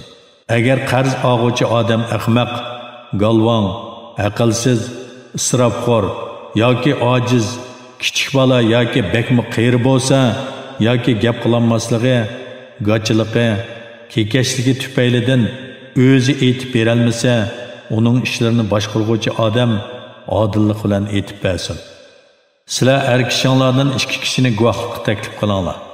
Agar ikki er kishi yo'q bo'lsa, sizlar adolatiga, diyonatiga rozi bo'ladigan kishilardan bir er, ikki ayolni guvohlikka taklif qilinglar. Bu ikki ayolning birisi unutib qolsa, ikkinchisi esiga soladi. Guvohchilar guvohlikka chaqirilgan vaqtda guvoh berishdan bosh tortmasin. Qarz mayli oz bo'lsin, mayli ko'p bo'lsin, uni qaytarish vaqti bilan qo'shib yezishdan erinmanglar. Allohning nazarida hukmida bu eng odillik, eng insoflikdir. Guvohlikning unutilmasligini eng isbotlovchidir. Gumonlanmasliginglarga eng yaqindir. Lekin oranglarda qilishgan qo'lma-qo'l sodida hujjat yozmasanglarmi hech gunoh bo'lmaydi. O'zaro savdo qilishgan vaqtinglarda guvohchi taklif qilinglar. Putukchigimi, guvohchigimi ziyon yetkazilmasin. Agar ziyon yetkazsanglar, gunoh o'tkazgan bo'lasizlar. Allohning amriga va nahiysiga muxolifiyatchilik qilishdan saqlaninglar. Alloh sizlarga o'rgatadi, ya'ni sizlarga ikkila dunyoda foydali bo'lgan ilmni beradi. Alloh har narsani bilguchidir. Agar sizlar safar ustida bo'lib, xat yoza oladigan odamni topolmasanglar, bu chaqda qarz hujjati yezib berishning o'rniga go'ri qo'yadigan narsani topshirsanglar bo'ladi. Oranglarda biringlarga ishinib omonat qo'ysa, o chaqda omonatni oluvchi odam omonatni topshirsin. Ya'ni qarz beruvchi qarz oluvchiga ishinib uningdan bir narsani go'ri olsa, qarzdor qarzni deyishgan vaqtda qaytarsin. Qarzdor omonatga rioya qilishda Parvardigordan qo'rqsin. Guvohlikni yoshirmanglar. Kimki uni yoshirdikan, haqiqatan uning dili gunohkor bo'ladi. Alloh qilmishinglarni tamoman bilguchidir. Osmonlardagi, zimindagi shaylar idorchilik qilish jihatdan bo'lsin, tasarruf qilish jihatdan bo'lsin, Allohning ilkididir.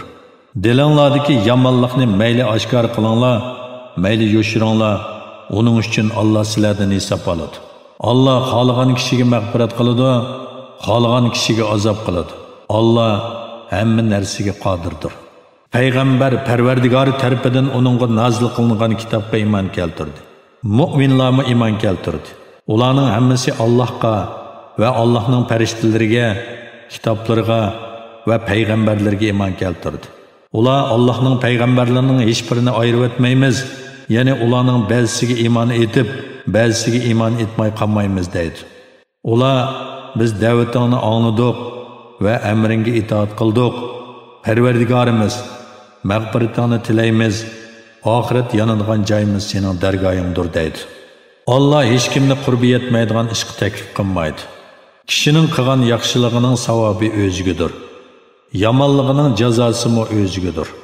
Ular Parvardigorimiz, agar biz unutsak yoki xatolatsak, biz unutish yoki savallikdan amringni to'liq o'rlayolmasak, bizni jazoga tortmagin. Parvardigorimiz, bizdan ilgirkilarga yuklaganga o'xshash bizga og'ir yuk yuklamagin. Bizni qiyin ishlarga taklif qilmagin. Parvardigorimiz, kuchimiz yetmaydigan narsani bizga ortmagin. Bizni kechirgin, bizga mag'firat qilgin, bizga rahim qilgin. Sen bizning egimizsan. Kofir qavmga qarshi bizga yordam bergin deydi. 3-sura Al-Imron. Madinada nozil bo'lgan 200 oyat. Nayt shafqatlik va mehribon Allohning ismi bilan boshlayman. Alif Lam Mim. Allohdan boshqa hech ma'bud barhaq yo'qdir. Alloh hamisha tirikdir, maxluqotni idora qilib turg'uvchidir. Ey Muhammad, Alloh sana o'zidan ilgirki kitoblarni tasdiq qiluvchi kitobni, ya'ni Qur'onni haq bilan nozil qildi. Ilgari kishilarga yo'l ko'rsatuvchi qilib Tavrat bilan Injilni nozil qilgan edi. Haq bilan botilni ayiruvchi kitobni, ya'ni barliq samoviy kitoblarni nozil qildi. Shubhisizki, Allohning oyatlarini inkor qilganlar oxiratda qattiq azobga duchor bo'ladi. Allah g'olibdir, yomonlarni jazolovchidir. Shubhisizki, osmon va zimindagi hech narsa Allohga maxfi emas. O sizlarni bajjidallarda, ya'ni onanglarning qo'rsig'idagi cheg'onlarda o'zi xohlagan shaklga kirgizadi. Uningdan boshqa hech ma'bud barhaq yo'qdir. Alloh g'olibdir, hikmat bilan ish qilguvchidir. Ey Muhammad, o Alloh sana kitobni, ya'ni Qur'onni nozil qildi. Uningda muhim, ya'ni ma'nisi ochiq oyatlar borki, ular kitobning, ya'ni butun Qur'onning asosidir. Yana boshqa mutashabih, ya'ni ma'nisi muayyan emas oyatlar bordir. Dillarda agirlik bor, ya'ni gumrohlikqa moyil kishilar fitna qo'zg'ash va o'z ra'yi bo'yicha ma'ni berish uchun mutashabbih oyatlarga agishidir. Ya'ni mutashabbih oyatlarni o'z nafsi xohishi bo'yicha tushundirdi. Bundaq oyatlarning haqiqiy ma'nosini faqat Alloh biladi. Ilmni toshqanlar aytadi, uningga ishondik, hammasi Parvardigorimiz tarafidan nozil bo'lgan.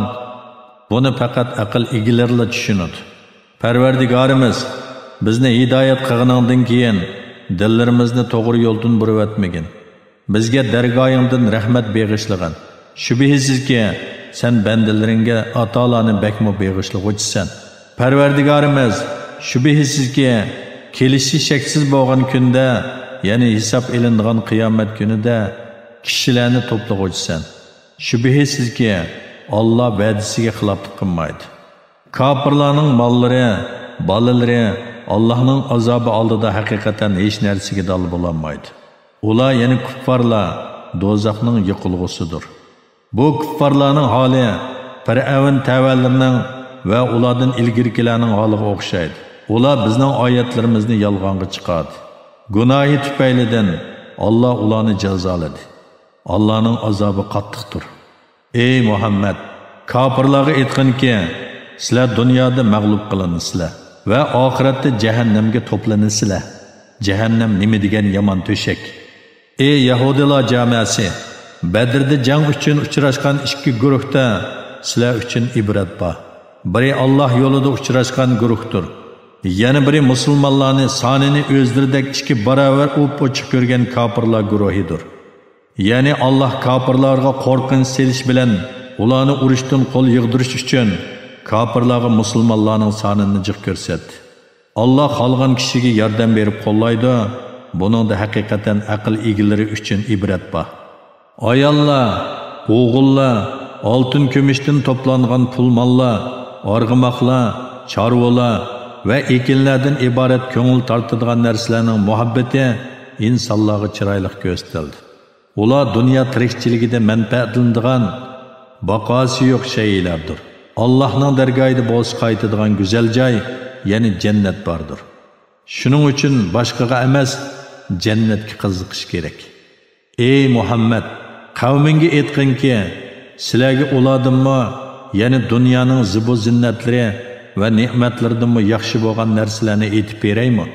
Taqvodorlar uchun Parvardigori huzurida ostidan o'stanglar eqib turadigan jannatlar bo'lib, ular jannatlarda mangu qoladi. Jannatlarda pok juftlar bor. Taqvodorlar uchun, ya'ni Allohning rizosi bor. Alloh bandalarni, ya'ni ularning hamma ishlarini ko'rib turg'uchidir. Ular ya'ni taqvodorlar, Parvardigorimiz, biz shubhasiz iymon etdik, bizning gunohlarimizni mag'firat qilgin, bizni do'zax azobidan saqlagin deydi. Ular ya'ni taqvodorlar savr qiluvchilardir, rostchilardir, Allohga itoat qiluvchilardir, yaxshilik yo'llariga pul mollarini sarf qiluvchilardir va saharlarda istig'for etuvchilardir. Allah adolatni barpo qilgan holda guvohlik berdiki, uningdan boshqa hech ma'bud barhaq yo'qdir. Farishtalarmi, ilm ahlilarmi shundoq guvohlik berdi. Uningdan boshqa hech ma'bud barhaq yo'qdir. U g'olibdir, hikmat bilan ish qiluvchidir. Haqiqatan Allohning nazarida maqbul din islom dinidir. Kitob berilganlar, ya'ni yahudilar va nasorilar faqat o'zlariga ilm kelgandan keyinla o'zaro hasad qilishib ixtilof qilishdi. Ya'ni islomning haqligini, Muhammad alayhissalomning payg'ambarligini ro'shan pokitlar orqali bilib turib, ko'ralmasdan inkor qilishdi. Kimki Allohning oyatlarini inkor qiladi ekan, Alloh uni yaqinda jazolaydi. Alloh tez hisob olg'uchidir. Ey Muhammad, agar ular sen bilan din bazasini munozirlashsa, menga agashganlar bilan birlikda men o'zimni Allohga topshirdim, ya'ni Allohning amriga bo'ysunuvchimiz degan. Kitob berilganlarga, ya'ni yahudilar va nasorilarga va ummiylarga, ya'ni arab mushriklarga musulmon bo'ldinglarmi degan. Agar ular musulmon bo'lsa, to'g'ri yo'l topgan bo'ladi. Agar ular yuz o'risa, sana hech ziyni yo'q. Sening faqat tabliq qilish mas'uliyating bor. Alloh bandalarini, ya'ni hamma ahvolini ko'rib turg'uchidir. Allohning oyatlarini inkor qiladiganlar, payg'ambarlarni nohaq o'ldiradiganlar, kishilarning ichidagi adolatga buyuradiganlarni, ya'ni Allohga da'vat qiluvchilarni o'ldiradiganlarga cho'qim qattiq azob bilan xushxabar bergan. Ana shularning dunyo va oxiratdagi amallari bekor bo'ldi. Ularga hech yordam qiluvchi yo'qdir. Kitobdan nasiba berilganlar, ya'ni yahudilarning o'limalarini ko'madingmi? Ular o'z orasida datalash qilishgan ishlar to'g'risida Allohning kitobi bo'yicha hukm chiqarishga chaqirilsa, ularning bir turkumi buningdan, ya'ni Allohning hukmini qabul qilishdan yuz o'raydi. Ular haqdan yuz o'rguvchilardir. Ya'ni haqdan yuz o'rish ularning tabiatiga singib ketgan. Bu ularning do'zax o'ti bizni sanoqli kunlarla, ya'ni mo'zayga cho'qingan 40 kunlik vaqtli kuydirdi deganliklari va diniy jihatda o'ydirib chiqargan narsalarning o'zlarini oldiganligi uchundir. Kelishi cheksiz bo'lgan kunda, ya'ni qiyomat kunida ularni to'playmiz. Har bir kishining qilgan ishining jazosi va mukofoti to'liq berildigan, ularga yana azobni ziyoda qilib etish yoki savobni kamaytirish bilan zulm qilinmaydigan shu chaqda ularning holi qanday bo'ladi? Aytqinki, podshohlikning egasi bo'lgan ey Alloh, xohlagan odamga podshohlikni berasan. Xohlagan odamdan podshohlikni tortib olasan. Xohlagan odamni aziz qilasan, xohlagan odamni xor qilasan. Hamma yaxshilikning xazinasi yolg'iz sening qo'lingdadir. Sen haqiqatan hammaga qodirsan. Kechini kunduzga kirgizsan, kunduzni kechaga kirgizsan. Shuning bilan kecha kunduzning uzun qisqa bo'lishi fasllar bo'yicha navbatlashib turadi. Jonliqni jonsizdan chiqarasan, jonsizni jonliqdan chiqarasan. O'zing xohlagan kishiga haddi hisobsiz rizq berasan. Mu'minlarni qo'yib kofirlarni vali qilib olmasin. Kimki shunda qiladi ekan, u Allohdan yaxshilik kutmasin. Ularning qo'rqib do'stlik izhor qilishinglar buningdan mustasno. Allah sizlarni o'zining azobidan qo'rqitadi. Oxir qaytadigan joy Allohning dargohidir. Aytqinki, dilinglardagini mayli yo'shiringlar, mayli oshkorlanglar, Alloh uni bilib turadi. Alloh osmonlardagi va zimindagi narsalarni bilib turadi. Alloh har narsaga qodirdir. U kunda ya'ni qiyomat kunida har odamning qilgan yaxshi ishlari, yomon ishlari o'zining oldida ayon bo'ladi. Ular yomon ishlarini ko'rmaslikni, o'zi bilan yomon ishlarning orasida mashriq bilan mag'ribning orasidek uzun masofa bo'lishini orzu qiladi. Allah sizlarni o'zining azobidan qo'rqitadi. Allah bandalarga mehribondir. Ey Muhammad, ularga aytqinki, agar sizlar Allohni do'st tutsanglar, menga agishinglarki, Allah sizlarni do'st tutadi.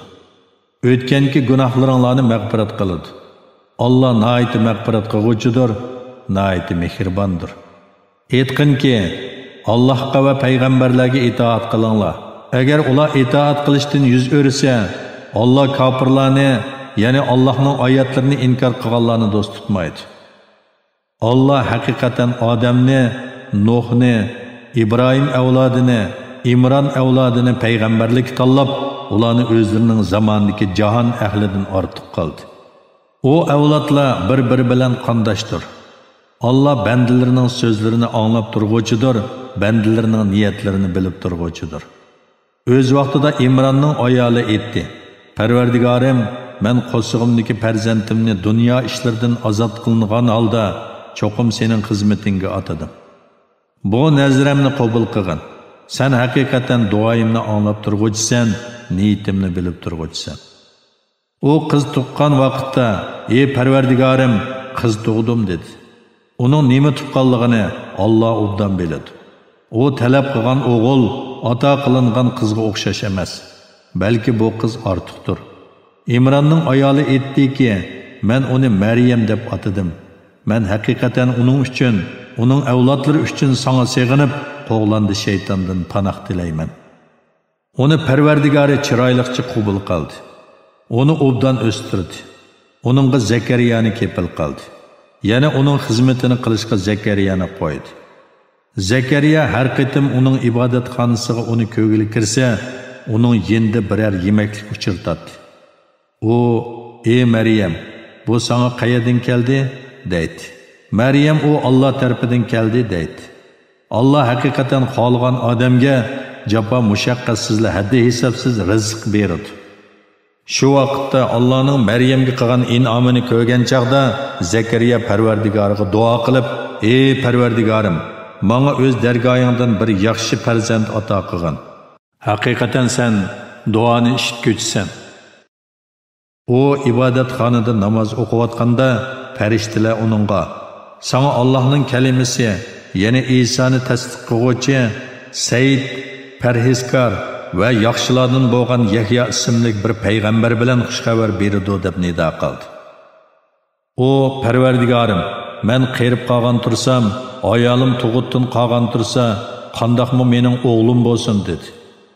Farishtalar, "Allah shunda xohlaganini qiladi. Ya'ni qudrati ilohiya hech narsadan ojiz emas" dedi. O Parvardigorim, menga ayolimning homildor bo'lganligiga bir nishona ato qilgin dedi. Allah, sana bo'ladigan nishoni shuki, 3 kungacha kishilarga so'z qilolmaysan. Ya'ni zikr tasbih etishdan boshqa so'zga tiling kelmaydi, faqat ishoratli qilasan. Ne'matimga shukr qilish yuzasidan Parvardigoringni ko'p yod et, kashda et deganda tasbih et dedi. Farishtalar aytdi: "Ey Maryam, Allah haqiqatan seni butun ayollar ichidan tanladi. Seni pok qildi. Seni butun jahon ayollardan ortiq qildi. Ey Maryam, Parvardigoringga itoat qil, sajda qil va ruku qiluvchilar bilan birga ruku qil. Ey Muhammad, bu sana vahiy qilayotganimiz g'ayb xabarlardandir." Maryamni ularning qaysi tarbiyasiga elish masalasida chek tashlash yuzasidan qalamlarni suvga tashlagan chaqda sen ularning yenida yo'q eding.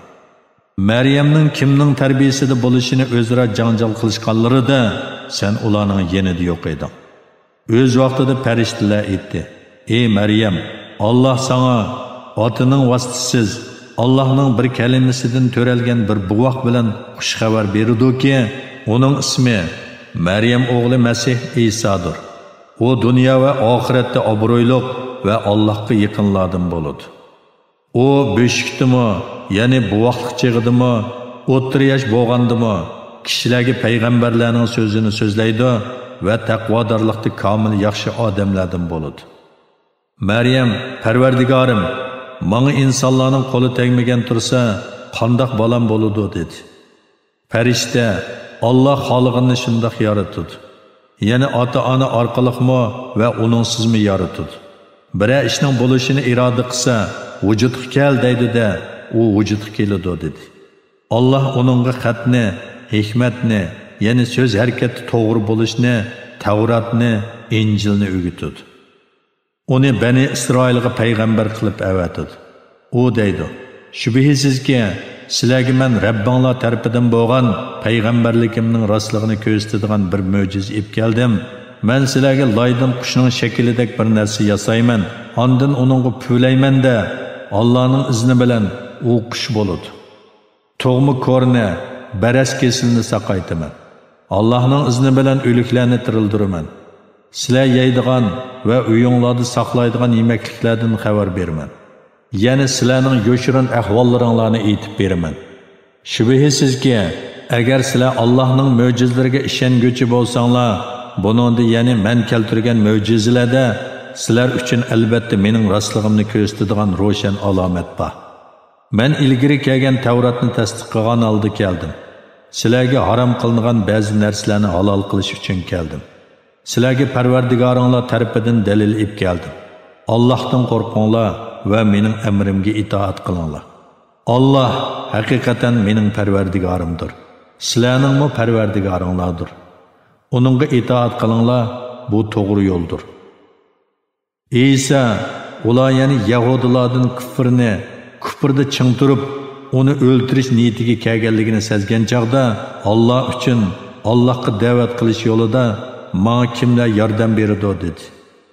Havariyonlar, ya'ni uning tavalaridan haqiqiy mu'minlar aytdi: Alloh uchun sana biz yordam beramiz. Allohga iymon etdik. Guvoh bo'lginki, biz bo'ysunguchilarmiz.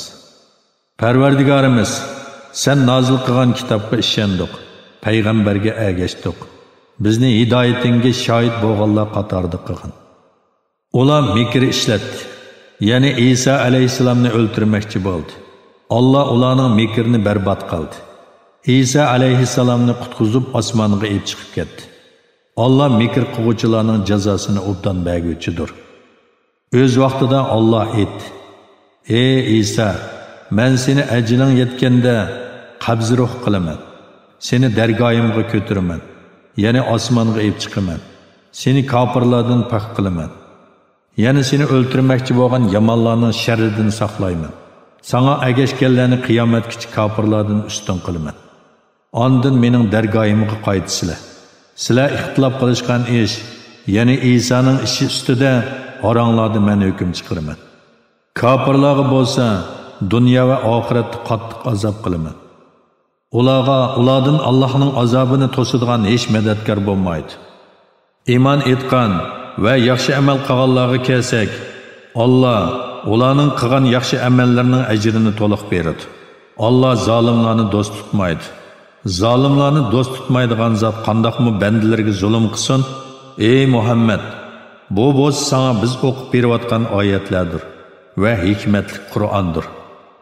Shubhisizki, Allohning nazarida Isoning misoli u otasiz yaratilganlikdan odamning, ya'ni Odam alayhisalomning misoliga o'xshaydi. Odamni Alloh ota-onasiz tuproqdan yaratdi. Ondan uningga vujudga keldi dedi-da, u vujudga keldi. Isoning ishi odamning ishidan ajablanarlik emas. Isa haqidagi bu so'z Alloh tarafidan nozil bo'lgan haqiqatdir. Sen shak qiluvchilardan bo'lmagan. Sen Isa to'g'riliq haqiqiy ma'lumotga ega bo'lganingdan keyin kimlarki sen bilan munozirlashsa, sen ularga kelinglar, o'g'illarimizni va o'g'illaringlarni, ayollarimizni va ayollaringlarni, o'zlarimizni va o'zlaringlarni yig'ib Allohning la'nati yolg'onchilar bo'lsin deb Allohga yolvorib duo qilaylik degan. Shubhisizki, bu albatta rost qissasidir. Bir Allohdan boshqa hech iloh yo'qdir. Alloh haqiqatan g'olibdir, hikmat bilan ish qiluvchidir. Agar ular iymondan yuz o'risa, ular buzg'unchilardir.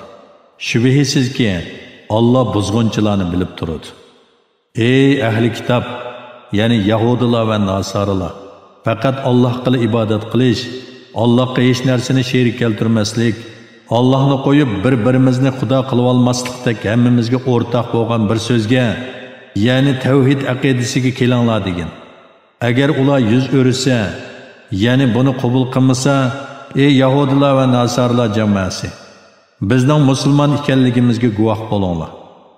Ey ahli kitob, ya'ni Yahudilar va Nasaralar, nima uchun Ibrohim to'g'risida munoziralashsizlar? İbrahimni o'zinglarning dinida deb gumon qilasizlar. Holbuki Tavrat bilan Injil İbrahimdan keyin nozil bo'ldi. So'zinglarning asossiz ekanligini tushunmamsizlar? Ey Yahudilar va Nasaralar jamoasi, sizlar shundoq kishilarsizlarki, biladigan narsanglar İsa ustida munozirlashdinglar. Endi sizlar bilmaydigan narsanglar İbrahim va uning dini ustida nimishqa munozirlashsizlar?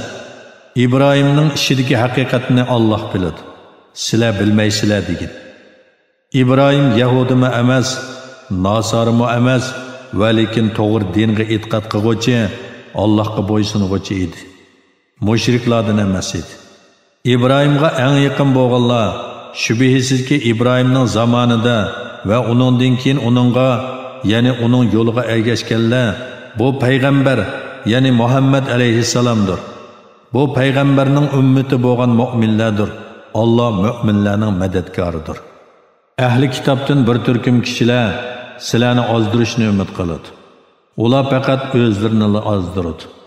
Buning vaboli ularga hasilab azob qilinish bilan o'zlariga qaytadi. Lekin ular buni tuymaydi. Ey ahli kitob, Allohning oyatlarini, ya'ni Muhammad alayhissalomga nozil qilingan Qur'onning haqligini bilib turib nimishga inkor qilasizlar? Ey ahli kitob, nima uchun haqni botilga aralashtirib etisizlar va bilib turib haqni, ya'ni Muhammad alayhissalomning kitoblaringlardagi sifatini yo'shirsizlar? Ahli kitobdan bir turkumi mu'minlarga nozil qilingan vahiyga atdiganda iymon etinglar, kashqurligi yenib elinglar. Shunda qilsanglar, ular iymonidan qaytishi mumkin. Faqat sizlarning dininglarga ergashganlarga ishoninglar dedi. Ey Muhammad, aytqinki, to'g'ri yo'l Allohning yo'lidir. Yahudilar bir-biriga aytdi. Birasiga sizlarga berilganga o'xshash vahiy berilishdan yoki ularning, ya'ni musulmonlarning qiyomat kuni Parvardigoringlarning dargohida sizlar bilan munozirlashishdan, ya'ni munozirlashib sizlarning yengib qo'yishdan qo'rqsanglar, faqat dininglarga ergashgan odamlarga ishoninglar. Ey Muhammad, aytqinki, fazli karam, ya'ni payg'ambarlik Allohning ilkididir. Allah uni xohlagan kishiga beradi. Allah'ның fazli kengdir. Allah hammani bilguvchidir. Allah rahmatini o'zi xohlagan kishiga xos qiladi. Allah ulug' fazl egisidir. Ahli kitobdan ba'zi kishilar borki, uningga ko'p mol omonat qo'ysangmi, sana uni qaytarib beradi. Ulardan yana ba'zi kishilarmi borki, uningga 1 dinar omonat qo'ysangmi, uning beshida turmog'icha, yana qayta so'ylamagicha uni sana qaytarib bermaydi. Bu shuning uchunki, ular ummiylarning meliga xiyonat qilsak, bizga gunoh bo'lmaydi, ya'ni bizning dinimizda bo'lmaganlarning mollari bizga harom emas deydi. Ular bilib turib Allohning nomidan yolg'onni to'qiydi. Undaq emas, ya'ni ular boshqa dinliklarga zulm qilsa gunoh bo'ladi. Ahdiga vafo qilgan va gunohdan saqlanganlar Alloh do'st tutgan kishilardir. Chunki Alloh taqvodorlarni haqiqatan do'st tutadi. Allohga bergan ahdini va qasminglarni ozg'ini badalga tegishadiganlar oxiratda Allohning rahmatidan hech qanday nasibiga erishamaydi. Qiyomat kuni Alloh ularni xush qiladigan so'z qilmaydi. Ularga rahmat ko'zi bilan qaramaydi. Ularni gunohlaridan poklamaydi. Ular qattiq azobga qoladi. Ulardan, ya'ni Yahudilardan bir turkumi kitobda bo'lmagan narsalarni sizlarning kitobda bor ekan deb o'ylashinglar uchun tillarini agir-bugir qilib o'qiydi va uni Alloh tarafidan nozil bo'lgan deydi. Holbuki u Alloh tarafidan nozil bo'lgan emas, ular bilib turib Alloh nomidan yolg'onni to'qiydi. Biror insonga Alloh kitobni, hikmatni, payg'ambarlikni bergandan keyin uning kishilarga Allohni qo'yib menga banda bo'linglar deyishi loyiq bo'lmaydi. Ya'ni payg'ambarlardan bundoq gapning sodir bo'lishini tasavvur qilib bo'lmaydi. Va lekin u kitobni o'rganganliginglar va o'qiganliginglar uchun Rabbani bo'linglar dedi. Shuningdek uning farishtalarni va payg'ambarlarni rab qilishinglarga buyurishi loyiq bo'lmaydi. Musulmon bo'lganinglardan keyin payg'ambarlar sizlarni kufrga buyurumdi. O'z vaqtida Allah payg'ambarlardan chin ahd elib, sizlarga men kitobni va hikmatni ato qildim. Keyin sizlardagi narsalarni, ya'ni kitob bilan hikmatni e'tirof qiluvchi bir payg'ambar, ya'ni Muhammad alayhissalom kelsa, uningga albatta iymon etishinglar kerak va uningga albatta yordam berishinglar kerak dedi. Allah bu ahdini iqro, ya'ni e'tirof qildinglarmi? Shuning bilan bu ish uchun mening ahdimni qabul qildinglarmi dedi. Ular e'tirof qildik dedi. Allah o'zinglarning va tavallaringlarning e'tirof qilganligiga guvoh bo'linglar. Men sizlar bilan birga guvoh bo'lg'uchilardandirman dedi. Kimki shuningdan keyin yuz o'risa, ya'ni ahdini buzsa, ular Allohning itoatidan chiquvchilardir. Ular ya'ni Yahudilar va Nasorilar Allohning dinidan, ya'ni islom dinidan boshqa dinni tilamdi. Halbuki osmonlardagilar va zamindagilar ixtiyoriy va ixtiyorsiz ravishda Allohga bo'ysungan tursa, ular qiyomat kuni Alloh tarafiga qaytariladi. Ey Muhammad, ularga aytqinki, biz Allohga iymon etdik.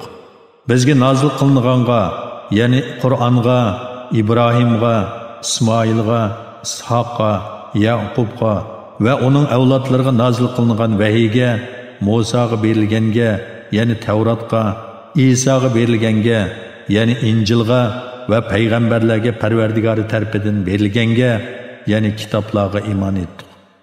Ularning hech birini ayirib o'tmaymiz, ya'ni ularning ba'zisiga iymon etib, ba'zisini inkor qilmaymiz. Biz Allohga bo'ysunuvchilarmiz. Kimki islomdan g'ayri dinni tilaydi ekan, hargiz u, ya'ni uning dini qabul qilinmaydi. U oxiratda ziyon tortquchidir. Iymon etgandan, payg'ambarlarning haq ekanligi shohid bo'lgandan va o'zlariga ro'shan dalillar kelgandan keyin kofir bo'lgan qavmni Alloh qandoqmi hidoyat qilsin? Alloh zolim qavmni hidoyat qilmaydi. Allohning, farishtalarning va insonlarning hammasining la'natiga uchrash ularga berilgan jazodir. Ular do'zaxda mangu qoladi. Ulardan azob yengiltilmaydi, kechiktirilmaydi. Faqat tavba qilganlar va buzuq amallarni tuzatganlar buningdan mustasno. Allah mag'firat qiluvchidir va mehribondir. Shubhisizki, iymon etgandan keyin kofir bo'lganlar, ondan kufrni texmi oshirganlarning tavbasi hargizmi qabul qilinmaydi. Ana shular gumrohlardir. Shubhisizki, kofir bo'lib kufr bilan o'lganlarning hech biridan yer yuziga bir keladigan oltin fidya bazmi qabul qilinmaydi. Ana shular qattiq azobga qoladi. Ularga ularni Allohning azobidan qutuldiradigan hech bir madadkor bo'lmaydi.